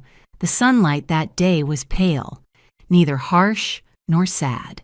An ordinary day, something I hadn't had in months. I don't remember, I said, and it was true in a very precise way. I didn't remember. I knew. Lauren went on for a while longer, more than Evan, more emotional, but the substance was the same. Panic wrapped in gentle words, fear hidden behind the word family. When the call ended, I didn't feel relieved. I didn't feel burdened. I just felt clear, clearer than ever. The corporation Richard left behind, the thing my children had proudly taken over like a trophy, was beginning to reveal its true face. Old loans, over-budget projects, financial commitments built on the assumption that everything would keep expanding forever.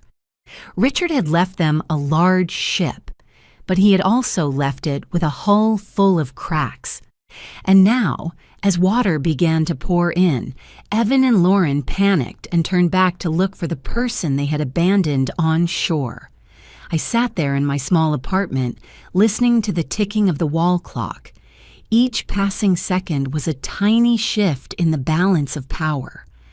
I didn't call back. I didn't text. I didn't promise anything. I didn't act distant either. I simply observed.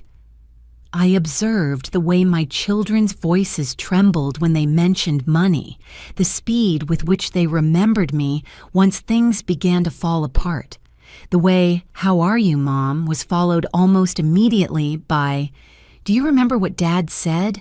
And in that observation, I fully understood the lesson Richard had wanted to teach, not to punish our children, but to let me see myself and my true place in this story. I didn't reveal the secret, not because I feared losing leverage, but because I knew that when truth is spoken too early, it loses its weight. The balance had shifted, and this time I didn't need to do anything at all. I only needed to stand firm. That morning, I woke up before the alarm went off, Not because I was anxious, but because my body had grown used to waking early over the past weeks. Light slipped through the curtains, soft and clear, without the heaviness that used to accompany mornings. I got up, made tea, and drank it slowly, letting the warmth spread through my throat. Today was my birthday. 70 years old. I put on the dark blue dress I had chosen a few days earlier. Not elaborate, not showy, but fitting in a way that surprised me. I looked at myself in the mirror longer than usual, not to search for signs of age, but to recognize something that had changed in my eyes. They no longer avoided. They were steady, direct, and clear. Thomas Reed's office was in an old building downtown, not flashy like the glass towers where Richard used to work, but solid and quiet. When I stepped inside, the scent of old wood and paper reminded me of libraries from long ago, places people went to find truth, not to display power. Thomas stood when I entered. He smiled, subtle and restrained. "Happy birthday, Audrey," he said. "Thank you," I replied. My voice sounded calm, as if today were just another ordinary day. But I knew beneath that calm, something was surging.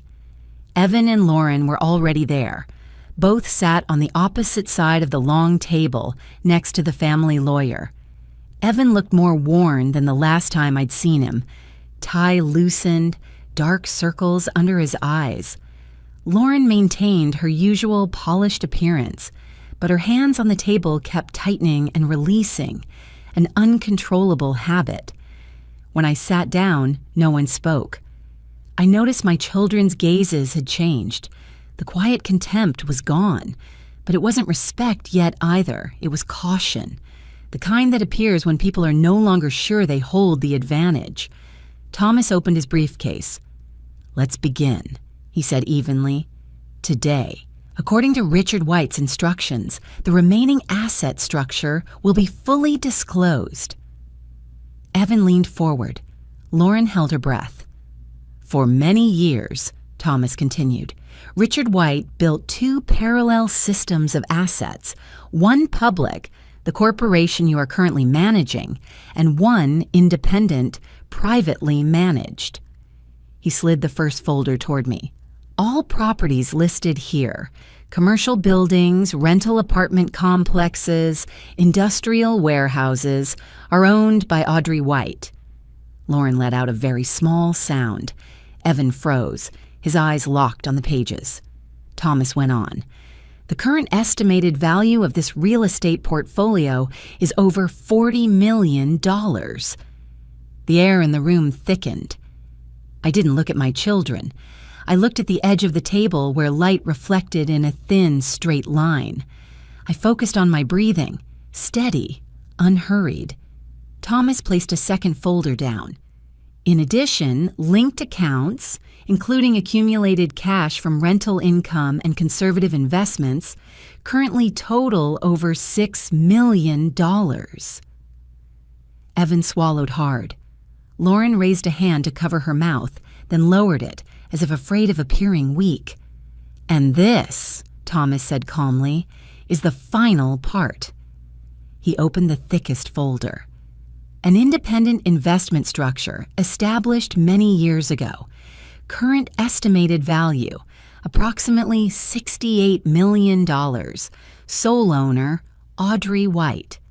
There was no sigh, no protest, only a heavy silence dropping straight onto the table. "Altogether," Thomas concluded, "the total value of the assets under Audrey White's name exceeds $110 million, with no associated debt." Lauren shook her head slowly. "No, that can't be," she said, her voice breaking. Dad never told us anything." Thomas looked straight ahead. "He told me." Evan turned toward me. For the first time, I saw not just fear in my son's eyes, but a very naked question. "Mom," Evan said, "how long have you known about this?" "Since I needed to know," I replied. "Then you'll help us, right?" Evan said quickly, as if afraid I might have time to think. "The company is on the edge, just a small part." I raised my hand, not high, not forcefully. Evan stopped. "Before we talk about money," I said, my voice sounding clearer than I expected, "I want to talk about something else." I looked at each of my children in turn. "Over the past months when I had nothing in my hands, how did you treat me?" Lauren lowered her head. Evan stayed silent. "I'm not saying this to accuse," I continued. "I'm saying it so we can look at it honestly. I was forced out of my home. My allowance was cut. My calls went unanswered. And today, when you call me family, what is it for?" "Because you're our mother," Lauren said, her voice trembling. "No," I said softly, "because you're afraid." The words weren't sharp, but they were deep enough to cut. Evan stood up abruptly. "Mom, Dad didn't want things to turn out this way." "Your father did want this," I interrupted, my tone still calm, "and now it's my turn to want something." I stood up, not to leave, but to finish speaking. "I spent my whole life believing that sacrifice was love, that silence was connection. Today, I end that illusion." Lauren broke down, crying. Evan gripped the edge of the table. "I will not save the corporation," I said, "not out of revenge, but because if I do, this lesson will lose its meaning." "Then, what do you want us to do?" Evan asked hoarsely. "Stand up," I replied, "on your own 2 feet." I looked at Thomas, then at the family lawyer. "All necessary procedures have already been prepared," I said. "From here on, my assets will be managed the way I choose." I turned back to my children. "If one day you come to me not for money, but for respect, we can talk. But today, this conversation ends here." No one stopped me as I walked out. No one called after me. The hallway was long, light slanting in through tall windows. I walked slowly but steadily. Outside, the city was as noisy as ever. I took a deep breath, feeling the cool air fill my lungs. There were no fireworks, no applause. But inside me, there was a calm I had never known before. 70 years old, I walked out not as someone who had been forgiven, but as someone who had chosen her own path. And this time, I did not look back. I didn't return to that small apartment for long. Not because I was ashamed of the months I had lived there, but because I understood this. Some places exist only to teach us a lesson, then quietly close when their purpose is fulfilled. I left on a pale, sunny morning, carrying very little with me. No large suitcase, no sense of escape, just a natural transition, like leaving a room you've stayed in too long to open a door into a different space. The first thing I did wasn't to buy a new house or travel, as many people might imagine. I reopened my architecture studio. The office was on the second floor of an old building, near a small park where older people often sat reading newspapers at noon. The sign was simple, just my name. No slogan, no advertisement. When I hung it up, my hands trembled slightly, not from fear of failure, but because I was touching a part of myself that had been neglected for far too long. On the first day, no clients came. I wiped down the desk, organized old drawings, rehung a few sketches from years ago. The familiar lines made me smile. I remembered what it felt like to create, to decide, to make mistakes and correct them with my own hands, not as someone's wife, someone's mother, but as Audrey White, an architect. Then the first clients arrived, an older couple who wanted to renovate the home they had lived in for 30 years. They didn't want anything grand, just easier movement, more light. I listened to them carefully, not for the money, but because I understood that feeling, the desire to live the rest of your life in a space that truly belongs to you. Work came slowly but steadily. I chose projects. I declined what didn't fit. I worked at my own pace, morning walks, simple lunches, evenings spent reading or listening to old music. No one rushed me. No one controlled me. My children's lives were different. The corporation Richard left behind didn't collapse immediately, but it was no longer the solid ship it once was. Evan had to sell off assets. Lauren went back to study management. They started over, not easily, not gloriously. We didn't talk much, but I knew that for the first time in their lives, they were living by their own choices, not leaning on their father's shadow or their mother's sacrifice. I don't resent them. I don't cling to them either. Everyone has their own journey. I had finished mine as the self-sacrificing mother. I wasn't going back to that role, not because I didn't love my children, but because I had learned that love does not mean losing yourself. The old phone now sits on my desk. I no longer use it, but I don't put it away. It has become a symbol, not of money, but of awakening. Every time I see it, I remember the woman who once sat in a cramped apartment, frightened, abandoned, yet still standing.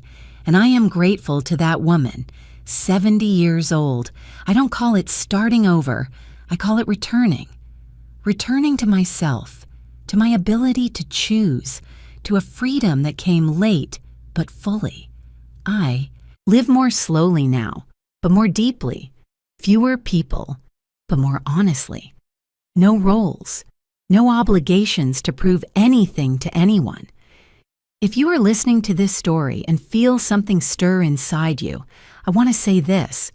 It is never too late to ask the questions, who am I and who am I living for? If you'd like, tell me where you're listening from. Leave a comment. No need to be long, just honest. If this story brought you comfort, please like, subscribe, and stay with me for the stories ahead. Thank you for listening, for walking with me, and for giving me the chance to tell the journey of finding my way back to myself.